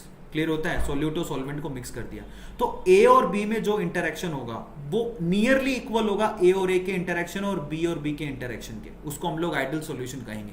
मतलब आपने दो कंटेनर ले रखे थे जिसमें ए और ए, यानी कि ए और ए का मतलब सॉल्यूट था, और एक कंटेनर में सिर्फ सॉल्वेंट था, यानी कि सिर्फ बी और बी प्रेजेंट थे, तो ये सॉल्वेंट था। अब ए और ए में जो इंटरेक्शन है और बी में जो इंटरेक्शन है, जब आप इन दोनों को मिक्स कर दोगे तो ए और बी में वही इंटरेक्शन निकल के आ रहा है, इक्वल इंटरेक्शन, तो इसको हम लोग बोलेंगे आइडियल सॉल्यूशन। आइडियल सॉल्यूशन क्या करते हैं? रोल्ट लो को कंप्लीटली फॉलो करते हैं। रोल्ट लो क्या होता है? P is equal to P A naught X A, P B is equal to P B naught X B, और टोटल प्रेशर निकल के आता है P A plus P B which is equal to P A naught X A plus P B naught X B. इसको हमेशा follow करेंगे। अब मजे की बात देखो, आइडियल सॉल्यूशन वो होते हैं जहां पर चेंज इन एंथैल्पी हमेशा जीरो होता है। ये वैल्यू हमेशा जीरो निकल के आएगी, और चेंज इन वॉल्यूम भी हमेशा जीरो निकल के आएगा। अब आप खुद ही देखो ना, एंथैल्पी और वॉल्यूम का मतलब क्या है, जरा देखो। आपके पास एक ए और ए सॉल्यूशन था और एक बी और बी सॉल्यूशन था। आप उससे एक नया सॉल्यूशन बनाना चाहते हो, ए बी टाइप का सॉल्यूशन। अब आप खुद से सोचो, अगर आपको ए बी बनाना है तो पहले आप ए और ए को तोड़ना पड़ेगा, बी और बी को तोड़ना पड़ेगा। मान लो ए और ए को तोड़ने में 10 जूल एनर्जी लग गई, बी और बी को तोड़ने में 10 जूल एनर्जी लग गई, और अभी आप पढ़ के आए हो ए और बी का इंटरेक्शन सेम है जैसा कि ए और बी का है। तो इसका मतलब यहां जब ए और बी में बॉन्ड बनेगा तो कितनी एनर्जी रिलीज होगी? ये तो लगी है तो प्लस में आएगी, ये रिलीज होगी 2 मॉलिक्यूल के हिसाब से, ठीक है। तो वो कितनी होगी? 20। तो यहां पर आप खुद ही देख लो ऐसा क्यों हुआ, क्योंकि ए और बी का इंटरेक्शन, ए और ए के इंटरेक्शन और बी के इंटरेक्शन के बराबर है। जितनी एनर्जी आपने लगाई उतनी एनर्जी यहां रिलीज भी हो जाएगी, इसलिए डेल्टा एच का वैल्यू हमेशा क्या होता है? 0।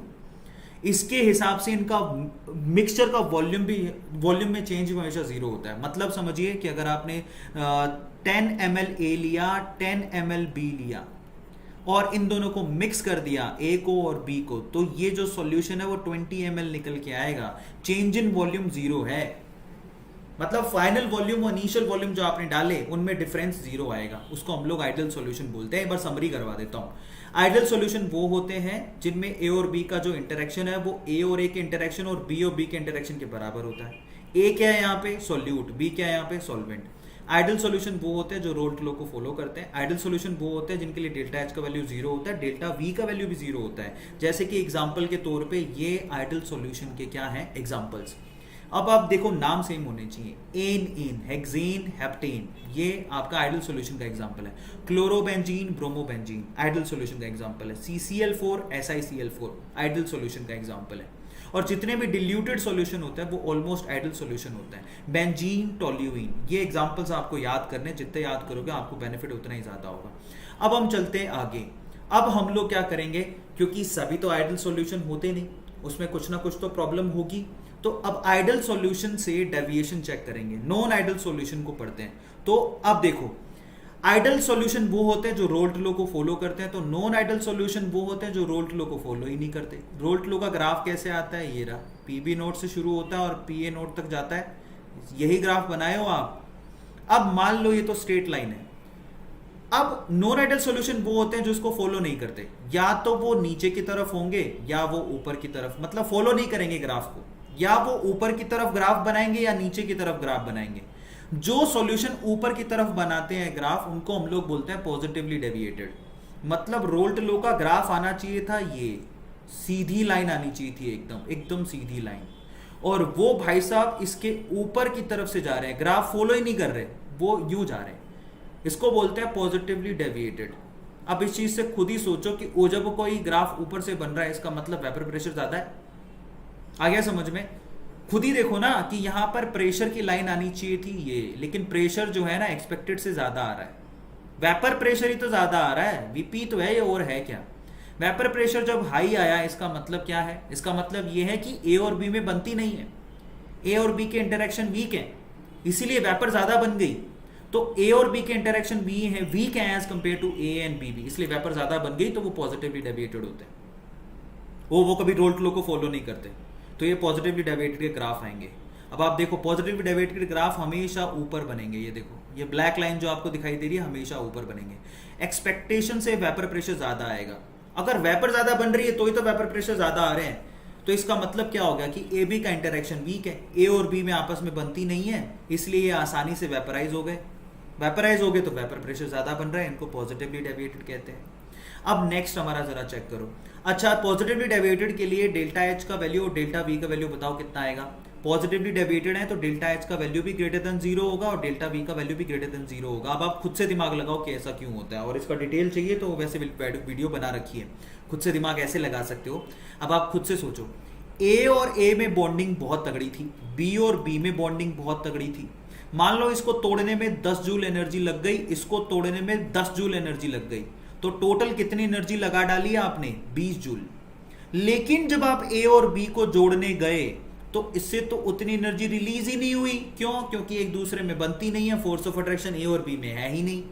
तो इस केस में मान लो कि 2 मोल के अंदर टोटल 15 जूल एनर्जी रिलीज हुई, तो ओवरऑल तो यहां पर जो एनर्जी आपको देनी पड़ी, अब आप तो ओवरऑल डेल्टा एच का वैल्यू निकालोगे तो कितना आएगा, प्लस का 5 आएगा। मतलब यहां डेल्टा एच का वैल्यू हमेशा ग्रेटर देन जीरो होता है, मतलब आपको बाहर से एनर्जी देनी पड़ती है। क्लियर हो गया, और इसके लिए डेल्टा वी का वैल्यू भी ग्रेटर देन जीरो होता है। तो ध्यान रखना पॉजिटिवली डेविएटेड वो सॉल्यूशन होते हैं जहां पर डेल्टा एच का वैल्यू भी ग्रेटर देन जीरो होता है, डेल्टा वी का वैल्यू भी ग्रेटर देन जीरो होता है। क्लियर हो गया। अब हम पढ़ेंगे किसको, एग्जांपल्स को। पॉजिटिवली डेविएटेड के एग्जांपल देख लो जो एक दूसरे को हेट करते हैं, बेंजीन और इथाइलिन ग्लाइकोल, ये ऐसे एग्जांपल हैं जो एक दूसरे को हेट करते हैं, वो कभी भी आपस में मिक्स नहीं होते, इंटरेक्शन जीरो है। बेंजीन और इथाइल अल्कोहल में कोई इंटरेक्शन नहीं होता। इसी तरह से क्लोरोफॉर्म और इथेनॉल में कोई इंटरेक्शन नहीं होता, ये पॉजिटिवली डेविएटेड के एग्जांपल है। बेंजीन एसीटोन में कोई इंटरेक्शन नहीं होता, ये पॉजिटिवली डेविएटेड के एग्जांपल है। CCl4 और CHCl3 में कोई इंटरेक्शन नहीं होता। क्यों भैया, खुद से सोचो, CCl4 की वैल्यू म्यू का वैल्यू जीरो होता है, इसके लिए म्यू का वैल्यू नॉन जीरो होता है। एक तो नॉन पोलर है और एक बेचारा पोलर है, कैसे इंटरेक्शन होगा, इस चीज को दिमाग में डालो, समझ में आ जाएगा। तो ये सारे एग्जांपल आपको पॉजिटिवली डेविएटेड के दिए गए हैं। अब हम चलते हैं नेगेटिवली डेविएटेड की तरफ। नेगेटिवली डेविएटेड जो कि रोल्ट लॉ को पॉजिटिवली नहीं, नेगेटिवली मतलब इस तरह से फॉलो करते हैं। आपका रोल्ट लॉ का ग्राफ आता है एकदम स्ट्रेट लाइन, वो भाई साहब निकले नीचे की तरफ से, यानी कि एक्सपेक्टेड से वेपर प्रेशर कम आ रहा है। अगर एक्सपेक्टेड से वेपर प्रेशर कम आ रहा है तो आप खुद से दिमाग लगाओ कि यहां पर वेपर प्रेशर कम आ रहा है, इसका मतलब ए बी का इंटरेक्शन बहुत ज्यादा स्ट्रॉन्ग है as compare to A and B B. सबको समझ में आ गया, ए बी का इंटरेक्शन बहुत ज्यादा है as compare to A and B B, तभी तो वेपर नहीं बन पा रही।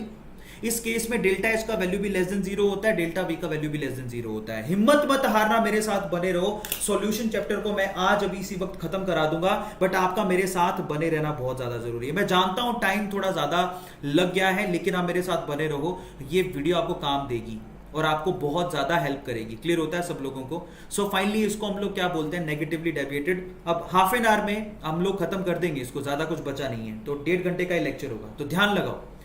नेगेटिवली डेविएटेड सॉल्यूशन उनको बोलते हैं जिनमें ए बी के बीच का इंटरेक्शन बहुत ज्यादा स्ट्रॉन्ग है as compare to A and B B. A क्या है, सॉल्यूट है, और बी बी क्या है, सॉल्वेंट है।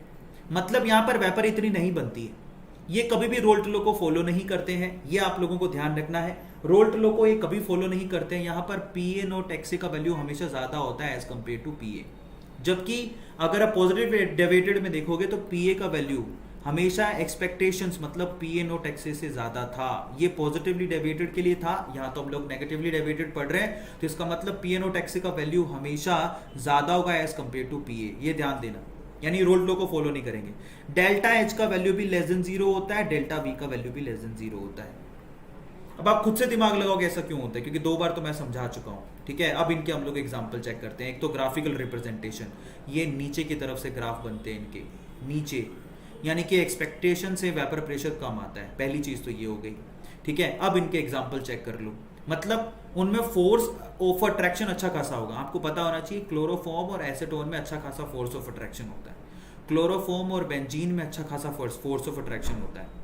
क्लोरोफॉर्म और डाइमिथाइल में अच्छा खासा फोर्स ऑफ अट्रैक्शन होता है, यहाँ पर हाइड्रोजन बॉन्ड बन जाते हैं, पोल डाइपोल जनरेट हो जाते हैं, जिससे वो आसानी से क्या करते हैं, एक दूसरे को क्या कर सकते हैं, अट्रैक्ट कर सकते हैं। H2O और HCl सबको पता है कि पानी के अंदर ये जो HCl एसिड है वो आसानी से घुल जाता है। H2O और HNO3 आसानी से HNO3 नाइट्रिक एसिड घुल जाता है। तो ये कैसे एग्जाम्पल है, नेगेटिवली डेविएटेड के हैं, जब घुल गए तो वेपर बना पाएंगे क्या, नहीं। एसेटोन और एनिलीन ये मोस्ट प्राइम एग्जाम्पल है। Acetone and aniline the most prime example, जिसमें आसानी से एनिलीन और एसेटोन इन दोनों के बीच में फोर्स ऑफ अट्रैक्शन अच्छा खासा होता है। ठीक है, अब हम चलते हैं आगे। अब हम आगे क्या पढ़ रहे हैं, RLVP कॉलिगेटिव प्रॉपर्टी यहां से शुरू हो गई है, relative lowering of vapour pressure. RLVP हम लोग कौन से केस में चेक करते हैं, जब आप एक नॉन वॉलेटाइल सॉल्यूट लेते हैं जिसको वॉलेटाइल सॉल्वेंट में डालते हैं। अभी थोड़ी देर पहले हमने क्या किया था, हमने यहां पर थोड़ी देर पहले A और B अलग अलग लिए थे और दोनों वॉलेटाइल थे, लेकिन इस बार A वॉलेटाइल नहीं है, इस बार A नॉन वॉलेटाइल है। मैं लिख देता हूं, इस बार A नॉन वॉलेटाइल है, वॉलेटाइल नहीं है। इस बार A नॉन वॉलेटाइल है लेकिन B वॉलेटाइल है। अगर आपने नॉन वॉलेटाइल सॉल्यूट को वॉलेटाइल सॉल्वेंट में डाल दिया तो क्या होगा, ये सवाल है। ठीक है, अब उसको हम लोगों को चेक करना है। तो चलो फटाफट से, बड़ा सिंपल तरीके से समझाऊंगा। अब इसके लिए रोल्ट क्या करता है, जरा उसको चेक करना। अब देखो, सपोज A हमारे लिए सॉल्वेंट है, B हमारे लिए सॉल्यूट है, और इस बार जो हमने सॉल्यूट लिया है वो नॉन वॉलेटाइल है। क्या है, नॉन वॉलेटाइल। अगर वो नॉन वॉलेटाइल है तो दिमाग लगाओ, उसके लिए क्या पीबी नोट का वैल्यू होगा क्या, नहीं। जब वो नॉन वॉलेटाइल तो प्रेशर बनाएगा ही नहीं, तो पीबी नोट का वैल्यू तो जीरो होगा। नॉन वॉलेटाइल सॉल्यूट कौन से होते हैं, जैसे कि ग्लूकोज, जैसे कि सुक्रोज, जैसे कि यूरिया, ये नॉन वॉलेटाइल सॉल्यूट होते हैं। सबको समझ में आ गया, जिनके लिए पीबी नोट का वैल्यू जीरो होगा, क्योंकि वो खुद नॉन वॉलेटाइल है, प्रेशर किधर से बनाएंगे। अब according to Raoult low, Raoult लो में अभी आप थोड़ी देर पहले पढ़े थे कि टोटल प्रेशर का वैल्यू PA नोट XA और PB नोट XB के बराबर होता है। अब जब आपका जो B है वो नॉन वॉलेटाइल है तो ये टर्म जीरो हो गई, क्योंकि PB नोट का वैल्यू जीरो है। तो इस केस में सिर्फ आपके पास क्या बचा, इस केस में सिर्फ आपके पास यही बचा, PT is equal to PA naught XA, और तो कुछ बचा ही नहीं। अब जरा चेक करो, हमको पता है कि XA की वैल्यू हमेशा 1 से कम होती है। अब अगर 1 से कम होती है तो PT की वैल्यू हमेशा PA नोट से कम होगी। दिमाग लगाओ मैथमेटिकली, सोचो जरा। मैं मान लेता हूं कि PA नोट का वैल्यू मान लो मैंने रख दिया 10, XA का वैल्यू रख दिया मैंने 0.5, 1 से कम होती है 0.5, तो बताओ PT का वैल्यू कितना आएगा, दैट इज 10 इंटू 0.5। वो PT का वैल्यू कितना आया, सिर्फ आया 5। तो इसका मतलब PT का वैल्यू हमेशा PA नोट से कम आएगा, क्योंकि XA का वैल्यू हमेशा 1 से कम होता है। इसी को बोलते हैं लोअरिंग ऑफ वेपर प्रेशर। मतलब जरा समझो कि आपने जब नॉन वॉलेटाइल सॉल्यूट को डाल दिया तो उस केस में जो टोटल प्रेशर आ रहा है इनिशियल प्रेशर से कम आ रहा है। इनिशियल प्रेशर कितना था सॉल्वेंट का, PA नोट। जैसे ही आपने सॉल्यूट को ऐड कर दिया जो कि खुद नॉन वॉलेटाइल है, तो total pressure actually initial pressure से कम हो गया। अब यहां पर relative lowering of vapour pressure कैसे निकालोगे, भैया पहले वेपर प्रेशर थी PA नोट, बाद में ये हो गई PT के बराबर, और इसी के डिफरेंस को अपने को निकालना, यही है लोअरिंग ऑफ वेपर प्रेशर, जो कि कितनी आसान है, जरा चेक करो। अब निकालोगे कैसे, हाँ अब हम कैसे निकालेंगे। सो फाइनली जो टोटल प्रेशर PT है वो तो सिर्फ कितने के बराबर निकल के आ रहा है, PA नोट XA, क्योंकि जो दूसरी टर्म थी PB नोट XB वो तो जीरो हो गई। क्यों जीरो हो गई, क्योंकि ये तो नॉन वॉलेटाइल है। अब आप जरा चेक करो, अब हमें पता है कि XA इज इक्वल टू क्या होता है, 1 माइनस XB। अगर ये वैल्यू उठा के मैं यहाँ पर रख दूं XA की जगह 1 माइनस XB, तो PT इज इक्वल टू क्या आएगा, PA नोट 1 माइनस XB। जब इसको खोल दोगे तो PT इज इक्वल टू क्या आएगा, PA naught minus PA note XB। अब आप क्या करो, यहाँ से XB की वैल्यू यहाँ से बाहर निकालो, तो XB इज इक्वल टू किसके बराबर आएगा, तो XB इज इक्वल टू आएगा PA naught minus PT upon PA note, और इसी को बोलते हैं relative lowering of vapour pressure, RLVP यही है। रिलेटिवली कितना वेपर प्रेशर में कमी आ गई, किसके रिस्पेक्ट में निकाल रहे हो, PA नोट यानी इनिशियल प्रेशर के। जरा समझो, इनिशियली PA नोट था, फाइनली PT रह गया, उसका कंपैरिजन इनिशियल वैल्यू से कर रहे हो, और वो किसके बराबर आ रहा है, XB। यही है रोल्ट का लॉ, और इसी को हम लोग RLVP कहते हैं। RLVP का फॉर्मूला याद कर लो। अब हम चलते हैं आगे, XB की वैल्यू किसके बराबर होती है, that is NP upon NA plus NP, ये मोल फ्रैक्शन है, which is equal to PA naught minus PT upon PA naught. आसान है ना। फाइनली अगर मैं कह दूं आपसे, in the case of very diluted, मतलब बहुत ज्यादा डिल्यूटेड है, इस केस में अगर मैंने आपसे कह दिया कि NB का वैल्यू बहुत कम है एज कंपेयर टू Na, तो आप क्या करोगे, नीचे Na प्लस NB की वैल्यू, Na प्लस NB की वैल्यू, क्योंकि NB की वैल्यू बहुत कम है तो इसके नियरली इक्वल्स टू किसके हो गया, Na, क्योंकि NB की वैल्यू तो बहुत ही कम है। तो अगर आप इसको Na में जोड़ भी दोगे तो कोई फर्क ज्यादा पड़ेगा नहीं। तो NB अपॉन Na किसके बराबर हो गया, PA naught minus PT upon PA note. यही है आपका RLVP, जो कि बहुत इंपॉर्टेंट है। सबको समझ में आ गया? ये बहुत इंपॉर्टेंट है, ध्यान से इसको चेक करते रहिएगा। अब हम चलते हैं आगे, अगला चेक करो। यहाँ पर रोल फ्लो हमारा खत्म हो गया। कॉलिगेटिव प्रॉपर्टीज क्या होती हैं? हालांकि कॉलिगेटिव प्रॉपर्टी आप एक बार पढ़ लिए हो। कौन सी? RLVP अभी आप पढ़ के आए हो।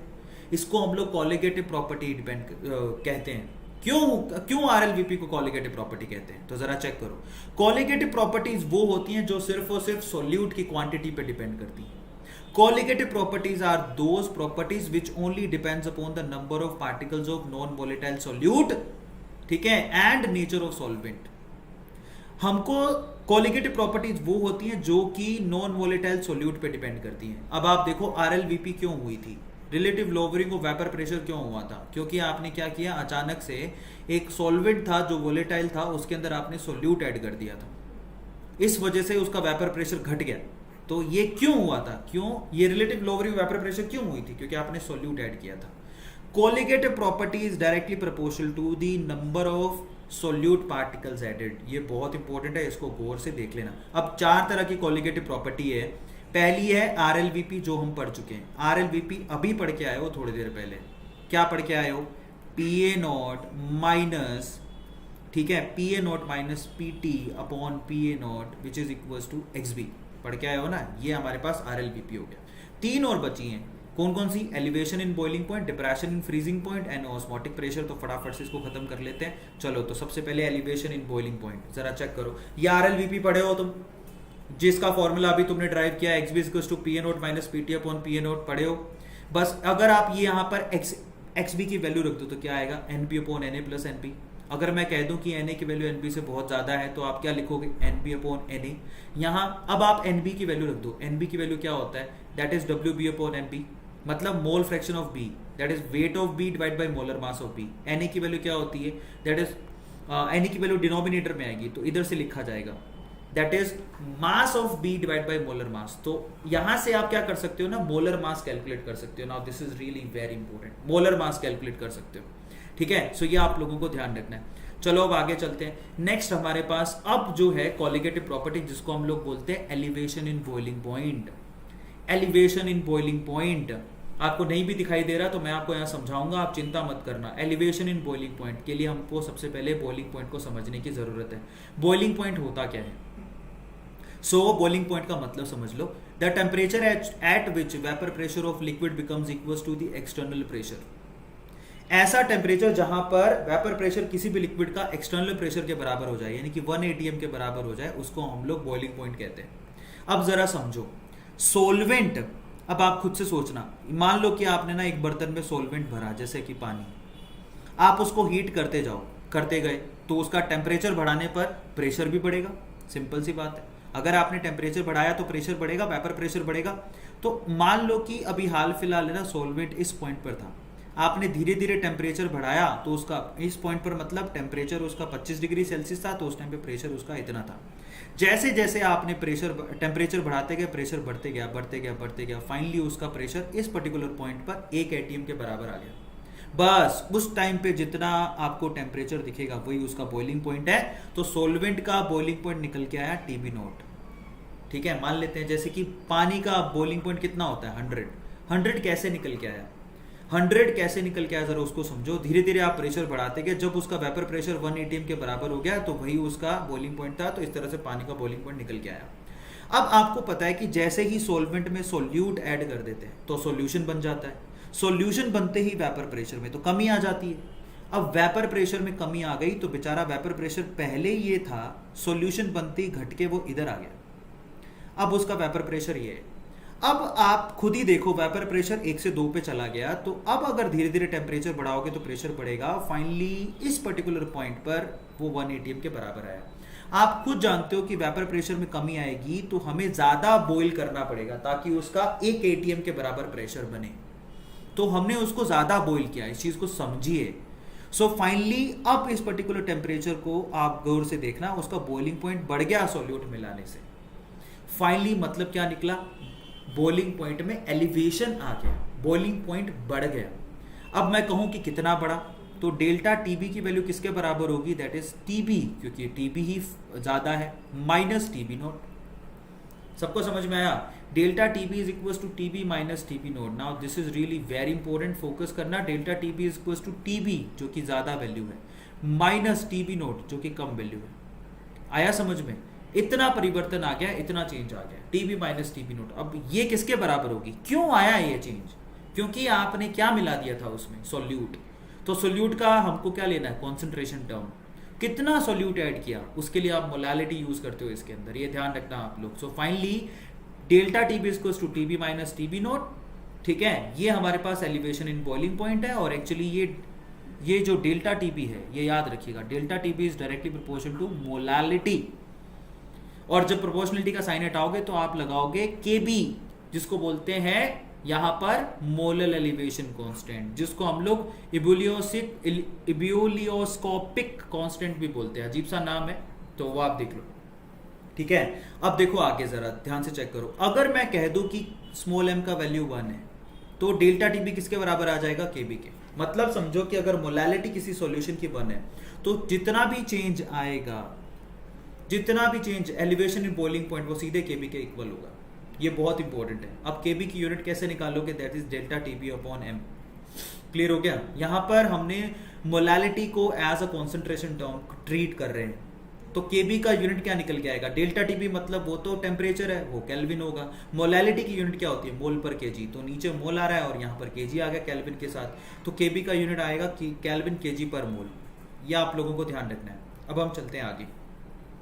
अब यहां पर डिप्रेशन इन फ्रीजिंग पॉइंट, अगली कोलिगेटिव प्रॉपर्टी को चेक करते हैं। डिप्रेशन इन फ्रीजिंग पॉइंट को समझने के लिए पहले हमें फ्रीजिंग पॉइंट समझना पड़ेगा, तो मैं आपको डायग्रामेटिकली समझाता हूं। फ्रीजिंग पॉइंट का मतलब क्या होता है, जब किसी भी सब्सटेंस के लिए उसका सॉलिड फेज का वेपर लिक्विड फेज के वेपर के बराबर आ जाए, तो वही पॉइंट फ्रीजिंग पॉइंट कहलाता है। उसको डायग्रामेटिकली समझते हैं, ज्यादा समझ में आएगा, ठीक है।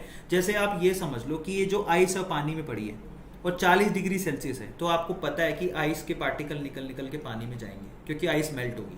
20 कर दोगे तो आइस कम मेल्ट होगी, लेकिन अगर 0 डिग्री सेल्सियस कर दिया ना तो आइस मेल्ट ही नहीं होगी। क्लियर हो गया। वो एक्चुअली ऐसा नहीं होता, जितने पार्टिकल आइस के वाटर में जाते हैं उतने ही वाटर के आइस बनने में भी आ जाते हैं। इसी पॉइंट को जहां पर लिक्विड फेज का वेपर प्रेशर सॉलिड फेज के वेपर प्रेशर के बराबर हो जाए, उसी को हम लोग फ्रीजिंग पॉइंट बोलते हैं। इसलिए वाटर का फ्रीजिंग पॉइंट 0 डिग्री सेल्सियस होता है, ये तो पता है ना आप सब लोगों को। सो फाइनली बस इतना सा ध्यान रखना है, फ्रीजिंग पॉइंट का मतलब क्या होता है, the vapour pressure in solid phase is equal to the vapour pressure in liquid phase. अब हम चलते हैं आगे। अब इसको ग्राफिकली समझो। देखो, अगर आप बिल्कुल सिर्फ सॉल्वेंट लेते तो हमारे पास ग्राफ कैसा बनता, जरा चेक करना। सिर्फ सॉल्वेंट लेते तो ये जो ग्राफ आपको दिखाई दे रहा है, हालांकि इसको मैंने डिटेल में समझाया हुआ है, ठीक है, लेकिन फिर भी सॉल्वेंट लेते तो ये ग्राफ आता। ये जो आपको ग्रीन कलर में यहाँ बना रहा हूं, ये तो ग्राफ है आपका गैस से लिक्विड का, ठीक है, वेपर प्रेशर का। और ये हमारे पास जो ग्राफ है ना, फ्रोजन सिचुएशन पर है सॉल्वेंट का। लेकिन जैसे ही आपने देखना, जरा चेक करो, और ये आप देखो जरा ध्यान से, इसको चेक करिएगा। यहां पर बस ये प्रॉब्लम है कि ग्राफिकल रिप्रेजेंटेशन को मुझे दोबारा बनाना पड़ता है, क्योंकि ग्राफिकल रिप्रेजेंटेशन थोड़ा सही नहीं दे रखा। मैं आपको समझाता हूं। मैं मान लेता हूं कि ये लाइन है, यहां पर ये जो लाइन है वो गैस से लिक्विड के लिए है, गैस से लिक्विड के लिए, गैस लिक्विड में कन्वर्ट हो। आप खुद से सोचो, यहां पर दे रखा है टेम्परेचर, इस तरफ बढ़ रहा है, और यहां पर वेपर प्रेशर। जैसे जैसे मैं टेम्परेचर कम करते जाऊंगा, वेपर प्रेशर कम होते जाएगा। सिंपल सी बात है, ठीक है। टेम्परेचर कम करते जाऊंगा, वेपर प्रेशर कम होते जाएगा। ये तो ग्राफ निकल के आ रहा है लिक्विड फेज का।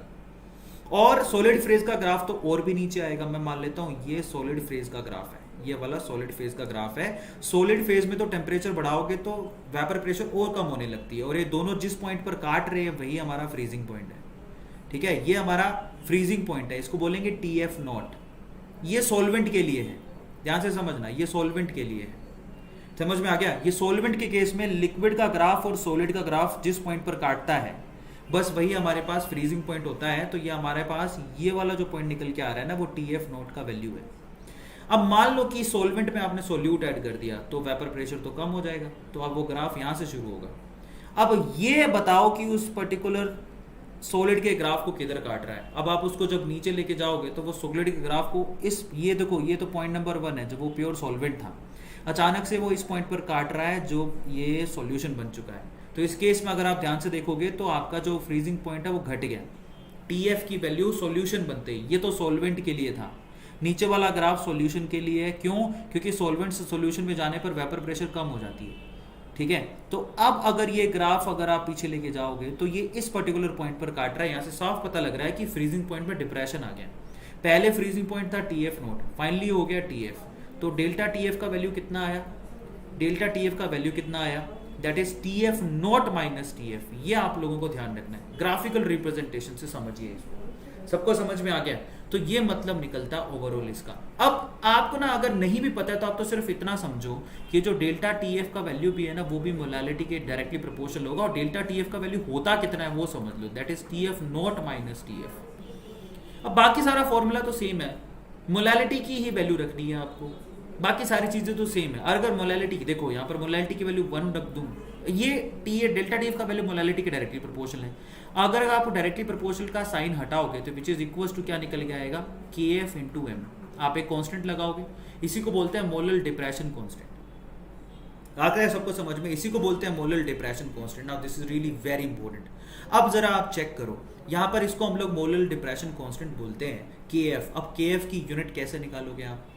के एफ को पहले डिफाइन कर लो। जब एम की वैल्यू 1 रख दोगे, जब m की वैल्यू आप 1 रख दोगे तो डेल्टा टीएफ के एफ के बराबर आ जाएगा। ये तो के एफ को डिफाइन करने का तरीका है, यानी कि जब मोलालिटी सॉल्यूशन की 1 होगी तो जो भी डिप्रेशन आएगा फ्रीजिंग पॉइंट में वो मोलल डिप्रेशन कांस्टेंट के बराबर होगा। यूनिट कैसे निकालोगे के एफ की? That is delta TF upon M. Delta TF की वैल्यू क्या होती है? केल्विन में होती है। एम का वैल्यू क्या होता है? मोल पर केजी, वो रख दो, सेम चीज है, कोई भी फर्क नहीं है। तो अब हम चलते हैं लास्ट टॉपिक पे, colligative property, osmotic pressure. Osmosis and osmotic pressure क्या होता है? सबसे पहले तो ऑस्मोसिस को समझ लेते हैं। ऑस्मोसिस क्या होता है? देखिए, अगर आपने यहाँ पर सेमी परमिएबल मेम्ब्रेन लगा दी, ये लास्ट टॉपिक है, ध्यान से समझना। अगर आपने यहाँ पर सेमी परमिएबल मेम्ब्रेन लगा दी, इस तरफ अगर आपने दोनों तरफ सोल्वेंट ही भरा तो कोई फ्लो नहीं होगा। क्यों नहीं होगा? क्योंकि सोल्वेंट इतना यहाँ पर है, सेमी परमिएबल मेम्ब्रेन के इस तरफ भी सोल्वेंट है, इस तरफ भी सोल्वेंट है, तो कोई फ्लो नहीं होगा। लेकिन अगर आपने एक तरफ तो सोल्वेंट भर दिया और दूसरी तरफ सॉल्यूशन भर दिया, तो आपको एक बात तो मालूम है कि सॉल्यूशन में सॉल्वेंट अगर प्योर है तो वहां सॉल्वेंट की क्वांटिटी ज्यादा होगी, और सॉल्यूशन में ऑब्वियसली सॉल्वेंट की क्वांटिटी कम हो जाएगी, क्योंकि उसमें सॉल्यूट भी सेम क्वांटिटी का, यहां पर सॉल्वेंट की क्वांटिटी यहां पर क्या हो जाएगी? कम। तो मैं आपसे एक सवाल पूछता हूं, सॉल्यूशन में सॉल्वेंट की कॉन्सेंट्रेशन ज्यादा होती है एज कंपेयर टू सॉल्वेंट, या फिर कम होती है? ऑब्वियसली कम होती है, क्योंकि सॉल्यूशन तो सॉल्वेंट और सॉल्यूट दोनों से बनता है। आ रहा है समझ में? सॉल्यूशन जो बनता है सॉल्वेंट और सॉल्यूट दोनों से बनता है, जबकि सॉल्वेंट में तो आपने प्योर सॉल्वेंट भर रखा है। तो इस केस में क्या होगा? अगर आपने सेमी परमिएबल मेम्ब्रेन लगा दी, मैं क्यों पूछ रहा हूं ये, तो सॉल्वेंट है ना अपनी इच्छा से फ्लो होगा, हमेशा फ्लो होता है हाई कॉन्सेंट्रेशन से लोअर कॉन्सेंट्रेशन की तरफ। इस चीज को समझिए। अगर आपने सेमी परमिएबल मेम्ब्रेन में एक तरफ सॉल्वेंट भर दिया, दूसरी तरफ सॉल्यूशन भर दिया, तो सॉल्वेंट फ्लो होने लगेगा हाई कॉन्सेंट्रेशन से लो कॉन्सेंट्रेशन की तरफ। सॉल्वेंट ही क्यों फ्लो होता है? क्योंकि सॉल्यूट के पार्टिकल बड़े होते हैं, वो सेमी परमिएबल मेम्ब्रेन से फ्लो नहीं हो सकते। अब आप बताओ कि हाई कॉन्सेंट्रेशन किधर है? 1 वाले कंटेनर में। लो कॉन्सेंट्रेशन किधर है? 2 वाले कंटेनर में। तो यहां से प्योर वाटर जो कि सॉल्वेंट है वो निकल के गंदे वाटर यानी कि सॉल्यूशन में जाके मिल रहा है। इस नेचुरल फ्लो को ऑस्मोसिस कहते हैं। ऑस्मोसिस क्या होता है? सेमी परमिएबल मेम्ब्रेन से सॉल्वेंट हाई कॉन्सेंट्रेशन से लो कॉन्सेंट्रेशन की तरफ फ्लो होता है, उसी को ऑस्मोसिस कहते हैं। पर अगर आप इसको रोकना चाहो तो उसके लिए आप क्या करोगे? मान लो आप चाहते नहीं हो कि फ्लो हो, तो आप एक क्या करो, यहां पर आप क्या करो, सिंपल सा एक काम करो, यहां पर है ना एक प्रेशर बना दो, एक यहां पर ढक्कन लगा दो और आप फ्लो होने ही मत दो। अब आपने क्या किया, यहां से सॉल्वेंट चाहता है फ्लो होना, लेकिन आपने बराबर का एक प्रेशर लगा दिया। ये प्रेशर आपने जो लगाया है बेसिकली इसी को हम लोग ऑस्मोटिक प्रेशर कहते हैं, जो कि पाई के बराबर होता है। समझिए इस चीज को, सॉल्वेंट फ्लो होना चाहता है, ये चाहता है फ्लो हो जाए, लेकिन आपने ऊपर से प्रेशर लगा दिया और ये फ्लो हो ही नहीं पा रहा। तो जितना इक्वल प्रेशर लगाया है जिससे सॉल्वेंट अब फ्लो नहीं हो पा रहा है, उस प्रेशर को ही हम लोग ऑस्मोटिक प्रेशर बोलते हैं। कोई पूछे ऑस्मोटिक प्रेशर क्या होता है, तो ऑस्मोटिक प्रेशर वो प्रेशर है जिसकी वजह से सॉल्वेंट का फ्लो, नेचुरल फ्लो बंद हो जाता है, उसी को हम लोग क्या बोलते हैं, यानी कि ऑस्मोसिस बंद हो जाता है। तो ऑस्मोसिस क्या है? ऑस्मोसिस है सॉल्वेंट का फ्लो होना हाई कॉन्सेंट्रेशन से लो कॉन्सेंट्रेशन की तरफ। लेकिन जब सॉल्वेंट फ्लो ना हो पाए, उसके लिए आपने जितना प्रेशर लगाया है उसको हम लोग क्या बोलते हैं, उसको हम लोग बोलते हैं ऑस्मोटिक प्रेशर। तो ऑस्मोसिस एंड ऑस्मोटिक प्रेशर में क्या फर्क होता है वो मैंने आपको समझा दिया। अब हम चलते हैं आगे। फाइनली ये प्रोसेस है जिसके थ्रू आप इसको समझ सकते थे, वो मैंने आपको पहले ही समझा दिया, ठीक है। तो यहां पर ये सारी चीजें लिखी हुई हैं, इनको आप गौर से देख लो। अब हम चलते हैं आगे। अब इस लाइन को ध्यान से पढ़ना, कल को गलती से मत पढ़ लेना। The solvent molecule flow from low concentration to high concentration of solute लिखा हुआ है, समझ में आ गया? उल्टा लिखा हुआ है, लेकिन ये भी सही है क्योंकि यहां पर तो सोल्यूट लिखा है। आप खुद ही देख लो ना कहां फ्लो हो रहा है, अपना दिमाग लगाओ। यहां सॉल्वेंट फ्लो हो रहा है हाई कॉन्सेंट्रेशन से लोअर कॉन्सेंट्रेशन, सॉल्वेंट के रिस्पेक्ट में, सॉल्वेंट के रिस्पेक्ट में, सोल्यूट के रिस्पेक्ट में नहीं बोला मैंने, जबकि यहां पर सोल्यूट के रिस्पेक्ट में लिखा है। स्टेटमेंट ये भी सही है और जो मैंने बोला वो भी सही है, बात एक ही है, बस कान अलग तरीके से पकड़ा हुआ है, ठीक है। अब हम चलते हैं आगे। मजे की बात, जितना प्रेशर आप अप्लाई कर देते हो जिससे ऑस्मोसिस रुक जाता है, मतलब ये नेचुरल फ्लो रुक जाएगा, उसी को ऑस्मोटिक प्रेशर कहते हैं। और अगर ऑस्मोटिक प्रेशर की अगर आप वैल्यू निकालना चाहो, जरा चेक करो, ऑस्मोटिक प्रेशर की वैल्यू निकालना चाहो तो वो कैसे निकाल सकते हो, वो इधर मैं आपको दिखा देता हूं। वो osmotic pressure is directly proportional to the concentration of solute, that pi is directly proportional to the concentration of solute. और जब आप ये प्रोपोर्शनलिटी साइन हटाओगे, और मजे की बात, that pi osmotic pressure is directly proportional to the concentration of solute and that pi means osmotic pressure is directly proportional to temperature also. आप इसको याद कैसे करोगे? आपने पीवी इक्वल्स टू एनआरटी पढ़ा है ना, बस उससे याद कर लेना। मैंने आपसे थोड़ी देर पहले कहा था कि गैस पे जो लो लगते हैं वो लिक्विड पे भी लगाए जा सकते हैं। So PV equals to NRT में यहां पर आप क्या लिख सकते हो, P equals to N by V R T. So P equals to N by V का मतलब क्या होता है, कॉन्सेंट्रेशन। तो ये P equals to C R T, बस पी को ही पाई कहते हैं। तो आप इसको इस तरह से याद कर सकते हैं बड़े आसान तरीके से, that osmotic pressure is equals to C R T, ठीक है। कैथोड रे ट्यूब, यहां पर सी क्या है, कॉन्सेंट्रेशन ऑफ सोल्यूट, आर क्या है, गैस कांस्टेंट, टी क्या है, टेम्परेचर। आप यही लो जो आपने गैस में लगाया था वही लो आप यहां पे भी लगा सकते हो। आता है सबको समझ में? अब हम चलते हैं आगे, फटाफट से इसको खत्म कर लेते हैं। मजे की बात, ऐसे दो सॉल्यूशन जिसमें पाई की वैल्यू बराबर हो, ऐसे दो सॉल्यूशन जिसमें ऑस्मोटिक प्रेशर बराबर हो, उन दोनों सॉल्यूशन को हम लोग आइसोटोनिक कहते हैं। कई बार पूछते हैं आइसोटोनिक क्या होता है, जिनमें पाई की वैल्यू इक्वल होती है, पाई 1 इक्वल्स टू पाई 2, मतलब ऑस्मोटिक प्रेशर दोनों सॉल्यूशन का इक्वल है, उसको हम लोग आइसोटोनिक सॉल्यूशन बोलते हैं। क्लियर हो गया? अब कोई पूछे आइसोटोनिक के बाद हाइपोटोनिक सॉल्यूशन किसको बोलते हैं? हाइपो का मतलब होता है अंडर, आया सबको समझ में? हाइपो का मतलब क्या होता है, अंडर। इस चीज को समझ लो, यानी कि solution 1 is in hypotonic to solution 2 का उसका मतलब क्या हो गया? इसका मतलब सॉल्यूशन 1 का जो ऑस्मोटिक प्रेशर है वो सॉल्यूशन 2 के ऑस्मोटिक प्रेशर से कम है, उसको बोलेंगे हाइपोटोनिक। तो हमारे लिए सॉल्यूशन 1 हाइपोटोनिक है, तो हमारे लिए सॉल्यूशन 2 क्या हो जाएगा, हाइपरटोनिक। हाइपो मने कम, हाइपर मने ज्यादा, हाइपो मने अंडर, हाइपर मने ओवर, सिंपल। क्लियर हो गया?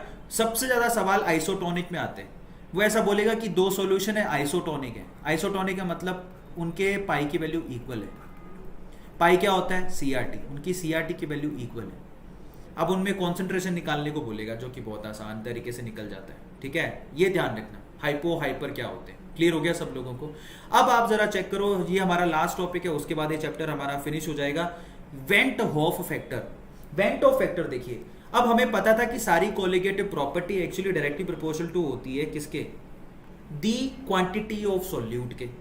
अब मजेदार बात यह है कि कुछ सोल्यूट इतने मतलब मनचले होते हैं कि या तो वो एसोसिएट हो जाते हैं या डिसोसिएट, मतलब आपने डाला ऊपर से दो, अंदर जाके दोनों जुड़ गए। तो हमारी तो कोलिगेटिव प्रॉपर्टी डिपेंड कर रही थी किस पे, क्वांटिटी पे। आप तो सोच रहे थे आपने दो डाले, अंदर जाके एक ही हो गया, तो कोलिगेटिव प्रॉपर्टी चेंज हो जाएगी। कई ऐसे शातिर होते हैं कि ऊपर से आपने डाला एक और अंदर जाके हो गए दो, तो कोलिगेटिव प्रॉपर्टी आपने सोच के बनाई थी एक के हिसाब से, लेकिन अंदर जाके तो वो दो निकल के आ गए।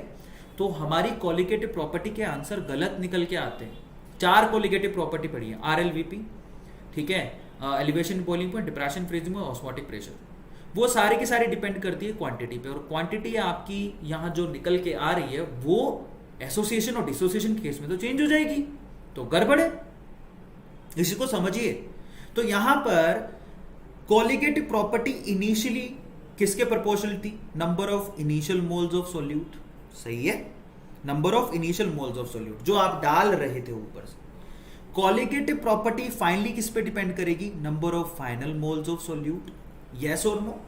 बस इसी को वेंटो फैक्टर से दिखाएंगे, बहुत ध्यान से समझना है इसको, ठीक है। अब आप जरा चेक करो, तो यहां पर इनिशियल कॉलिगेटिव प्रॉपर्टी, सॉरी यहां पर फाइनल कॉलिगेटिव प्रॉपर्टी और इनिशियल कॉलिगेटिव प्रॉपर्टी का अगर आप रेशियो निकालो तो किसके बराबर आएगा? Final moles of solute upon initial moles of solute. जरा चेक करो, final colligative property is directly proportional to final solute, final moles of solute.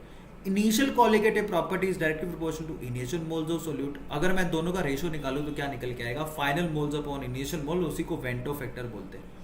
अब वेंटो फैक्टर आई क्या होता है? वेंटो फैक्टर आई होता है colligative property final upon colligative property initial. Initially colligative property क्या थी और फाइनल कॉलिगेटिव प्रॉपर्टी क्या थी, उनके रेशियो को हम लोग वेंटो फैक्टर कहते हैं। यानी कि अगर आपको फाइनल कॉलिगेटिव प्रॉपर्टी निकालनी है तो आपको आई से मल्टीप्लाई करना पड़ेगा इनिशियल कॉलिगेटिव प्रॉपर्टी को, सही है। तो अब आप आ जाओ, आई से मल्टीप्लाई करने का इनिशियल कॉलिगेटिव प्रॉपर्टी को, तो सब जगह आई से मल्टीप्लाई कर दो। अब जरा चेक करो यहां पे, जैसे कि कॉलिगेटिव प्रॉपर्टी कौन कौन सी थी आपके पास, सारे के सारे फॉर्मूले रिवाइज हो जाएंगे। ये रहा आपके पास delta TP, elevation in boiling point, I से मल्टीप्लाई हो जाएगा, के बी इंटू एम। बेंटो फैक्टर निकालते कैसे आपको बताता हूं। इसी तरह से टीएफ का फॉर्मूला भी आई से मल्टीप्लाई हो जाएगा, मतलब आई से मल्टीप्लाई कर देना है। और यहां पर आपकी ऑस्मोटिक प्रेशर भी आई से मल्टीप्लाई हो जाएगी, आईसीआरटी। बस सारे फॉर्मूले चेंज कर दो, डेल्टा टीबी आई के पी एम, डेल्टा टीएफ आई के एफ एम, पाई की वैल्यू आईसीआरटी, आरएलवीपी आई से मल्टीप्लाई हो जाएगी, RLVP P A not minus P T upon P A not किसके बराबर हो जाएगी? I into X B. हो गया ना, यहां पर सब मॉडिफाई हो गए। अब बस हमें यह समझना है कि भैया एप्लीकेशन क्या है बेंटो फैक्टर की। तो एसोसिएशन के केस में चेक करते हैं सबसे पहले, बस अब खत्म होने वाला है। एसोसिएशन के केस में मान लो आपके सोल्यूट अंदर जाके जुड़ गए, एक था, 2 डाले थे, 1 बन गया। अब उसको दिखाएंगे कैसे, देखो, मतलब मान लो आपने n मॉलिक्यूल्स ऑफ ए डाले, n मॉलिक्यूल्स ऑफ ए डाले, जो कि अंदर जाके क्या बना देंगे? an। आ रहा है समझ में? ये एग्जांपल ले सकते हो, जैसे कि आप CH3COOH, आपको पता है CH3COOH बेंजीन में जाके जुड़ जाता है, इसकी 2 यूनिट एक ही हो जाती है। अगर आपने बेंजीन यानी कि C6H5 में डाला, C6H6 में डाला तो डाइमराइज हो जाएगी, एक ही बन जाएगी। डाले थे आपने 2, बन गया 1। मतलब आप डाल रहे थे n और ये सारे के सारे n जुड़ के an बना लिया, ठीक है। ये तो केमिकल रिएक्शन लिखने का तरीका है। इनिशियली आपने मान लो कितने डाले? 1। इनिशियली ये कितने बनेंगे? 0। फाइनली आपके मोल्स कितने बचे? मान लो 1 में से अल्फा मोल जो है ना वो एसोसिएट होने चले गए। इस चीज को समझिए, ये किसके लिए निकाला जा रहा है? ये वीक सॉल्यूट्स के लिए निकाला जा रहा है, जिनकी एसोसिएशन और डिसोसिएशन जो होती है ना वो पूरी तरह से नहीं होती है। मान लो कि एक में से अल्फा पार्टिकल ही हैं जो एसोसिएशन के लिए गए, तो कितना बना लेंगे? जरा चेक करो कितना बना लेंगे, जरा सोचो। n से 1 बनता है, ये रहा ना आपकी ये जो यहां पर लिखी हुई है, उस स्टोइकियोमेट्री को पढ़ो। n से 1 बनता है, और n से 1 बनता है तो 1 से कितना बनेगा? 1/n। तो अल्फा से कितना बनेगा? अल्फा/n। तो यहां से अल्फा/n बन गया। जो इक्वेशन आपने लिखी है Na से क्या बन गया? an। तो n से तो 1 ही बना रहे हो ना आप, n से 1 बना रहे हो, तो अल्फा से कितना बनाएगा? अल्फा/n। अब आपको चेक करने कि भैया फाइनल मोल्स कितने हैं जो प्रेजेंट है, वो है 1 प्लस अल्फा। ये देखो 1 प्लस अल्फा, क्योंकि पूरे तो गए नहीं ना, 1 प्लस अल्फा भी उसी सॉल्यूशन में प्रेजेंट है और अल्फा/n भी उसी सॉल्यूशन में प्रेजेंट है। तो फाइनल मोल्स ये हैं। इनिशियल मोल कितने हैं आपके पास? 1। समझ में आता है? तो आपको पता है बेंटो फैक्टर एक्चुअली क्या होता है? Final moles upon initial moles. Final moles, initial moles तो हमारे पास 1 है, फाइनल मोल्स कितने हैं? 1/s alpha plus अल्फा/n। ये चीज आपको याद रह गई तो हो गया आपका काम। बेंटो फैक्टर का एसोसिएशन के केस में फॉर्मूला क्या होता है? 1/s alpha plus अल्फा/n। ये बहुत इंपॉर्टेंट है। अल्फा क्या है यहाँ पर? डिग्री ऑफ एसोसिएशन, जैसे होता है डिग्री ऑफ डिसोसिएशन, वैसे होता है डिग्री ऑफ एसोसिएशन, जिसकी वैल्यू आपको क्वेश्चन में गिवन होती है। सबको समझ में आ गया, ये बहुत इंपॉर्टेंट है। तो आप ध्यान रखना, एसोसिएशन के केस में आई की वैल्यू किसके बराबर होती है? 1 minus alpha plus alpha by n. ये बहुत सिंपल है, क्लियर हो गया। अब आ जाओ आगे, ये तो हो गया एसोसिएशन। अब आप ये एसोसिएशन के केस में एग्जांपल देख लो, जैसे कि मैंने आपको बताया था एसिटिक एसिड। एसिडिक एसिड में दो मॉलिक्यूल आपस में कंबाइन होकर एक ही बन जाते हैं हाइड्रोजन बॉन्डिंग की वजह से। तो दो डाले थे, बन गया एक, लेकिन ये बेंजीन के केस में होता है। अब हम चलते हैं आगे, डिसोसिएशन के केस में क्या होगा। मान लो आपने क्या किया, एन मॉलिक्यूल डाला, वो अंदर जाके टूट गया, उसके एन मॉलिक्यूल अलग हो गए, यही लिखोगे। अब मान लो आपने इनिशियली एक डाला, बनेगा कितना? 0, क्योंकि इनिशियली है। मान लो फाइनली एक में से अल्फा गया टूटने, अगर एक में से अल्फा गया टूटने, हमको पता है कि एक डालोगे तो एन बनेंगे, तो अल्फा डालोगे तो कितने बनेंगे? N alpha. तो अब फाइनल मोल्स कितने निकल के आ रहे हैं? N minus alpha plus n alpha, यही फाइनल मोल्स है। इनिशियल मोल्स कितने हैं? 1। तो डिसोसिएशन के केस में आई की वैल्यू किसके बराबर हो गई? 1 minus alpha plus n alpha. ये लॉजिक। तो मैं आपको कहने का मतलब मेरा सिर्फ इतना है, एसोसिएशन के केस में आई का वैल्यू निकल के आता है 1 minus alpha plus alpha by n. Dissociation के केस, ये तो हो गया एसोसिएशन वाला केस, एसोसिएशन वाला केस, ठीक है। अब डिसोसिएशन के केस में आई की वैल्यू कितनी होगी? 1 minus alpha plus n alpha. बस इतना भी याद रह गया, आपके न्यूमेरिकल सॉल्व हो जाएंगे। सिर्फ इतनी सी बात है, यहां से आप अपने फॉर्मूले बना सकते हो, अल्फा की वैल्यू बाहर निकाल लो, आपके वही फॉर्मूले बन जाएंगे जो एनसीईआरटी में दे रखी है। सबको समझ में आता है। तो अब बस सिर्फ इतना कहना चाह रहा हूं मैं आपसे कि कॉलिगेटिव प्रॉपर्टी को आपको ध्यान रखना, अगर एसोसिएशन है तो आई की वैल्यू वेंटो फैक्टर हमेशा लेस देन बनाएगा, डिसोसिएशन हो रहा है तो आई का वैल्यू हमेशा ग्रेटर देन बनाएगा। ऑब्वियसली डिसोसिएशन केस में कॉलिगेटिव प्रॉपर्टी बढ़ जाएगी, क्योंकि डिसोसिएशन हो गया, सोल्यूट की क्वांटिटी बढ़ गई। एसोसिएशन के केस में हमारे पास जो सोल्यूट की क्वांटिटी घट गई तो कॉलिगेटिव प्रॉपर्टी घट जाएंगी। तो आई की वैल्यू भी तो कॉलिगेटिव प्रॉपर्टी के डायरेक्टली प्रोपोर्शनल होता है। अगर आई की वैल्यू बढ़ी तो कॉलिगेटिव प्रॉपर्टी बढ़ेगी, आई की वैल्यू घट गई तो कॉलिगेटिव प्रॉपर्टी घटेगी, क्योंकि आप कर क्या रहे हो? आई से तो मल्टीप्लाई कर रहे हो कॉलिगेटिव प्रॉपर्टी को। आ रहा है समझ में? और मोलिकुलर मास का हमेशा उससे उल्टा होता है। आप जरा चेक करो, सब लोग मुझे बताओ कि colligative property is directly proportional to the moles of solute. और मोल्स ऑफ सोल्यूट कैसे निकालते हो? Given mass by molar mass. इसका मतलब colligative property is anti proportional to the molar mass. सही है? बस अब हो गया आपका काम। मतलब जो colligative property initial upon colligative property final which is equals to molar mass final upon molar mass initial. ये लो जी, आपका मोलर मास में भी रिलेशन आ गया। सबको क्लियर है? बस अब तो खत्म होने वाला है, हो गया। अब चाहो तो इस पे एक सवाल कर लो, ये क्वेश्चन आपके सामने दे रखा है, खुद से ट्राई करो, इसका आंसर फटाफट से निकालो। आपको क्या दे रखा है? प्रॉब्लम दे रखी है। प्रॉब्लम में क्या लिखा है? On the following point 1 capital M aqueous solution which one will exhibit the largest freezing point depression. किस में depression in freezing point highest होगा? डेल्टा टीएफ का वैल्यू हाईएस्ट किस में होगा? हाईएस्ट उसी में होगा जो ज्यादा सोल्यूट देगा। अब केसीएल के केस में लो, मैं आपको इसका आंसर बता देता हूं। ये आपके पास यहां पर ये सॉल्यूशन लिखा जा रहा है, जो मैंने बोला मैंने यहां पर लिखा भी हुआ है। अब इसको सोल्व कैसे करोगे? केसीएल के केस में एक्वस सॉल्यूशन में वो 2 आयन देगा, यानी कि आई की वैल्यू 2 होगी। आपको पता है कि जो C6H12O6 है वो कभी नहीं टूटता, इसके लिए आई की वैल्यू 1 होगी। K2SO4 में आपको 2 K+ के आयन मिलेंगे और एक SO4- आयन मिलेगा, आई की वैल्यू 3 होगी।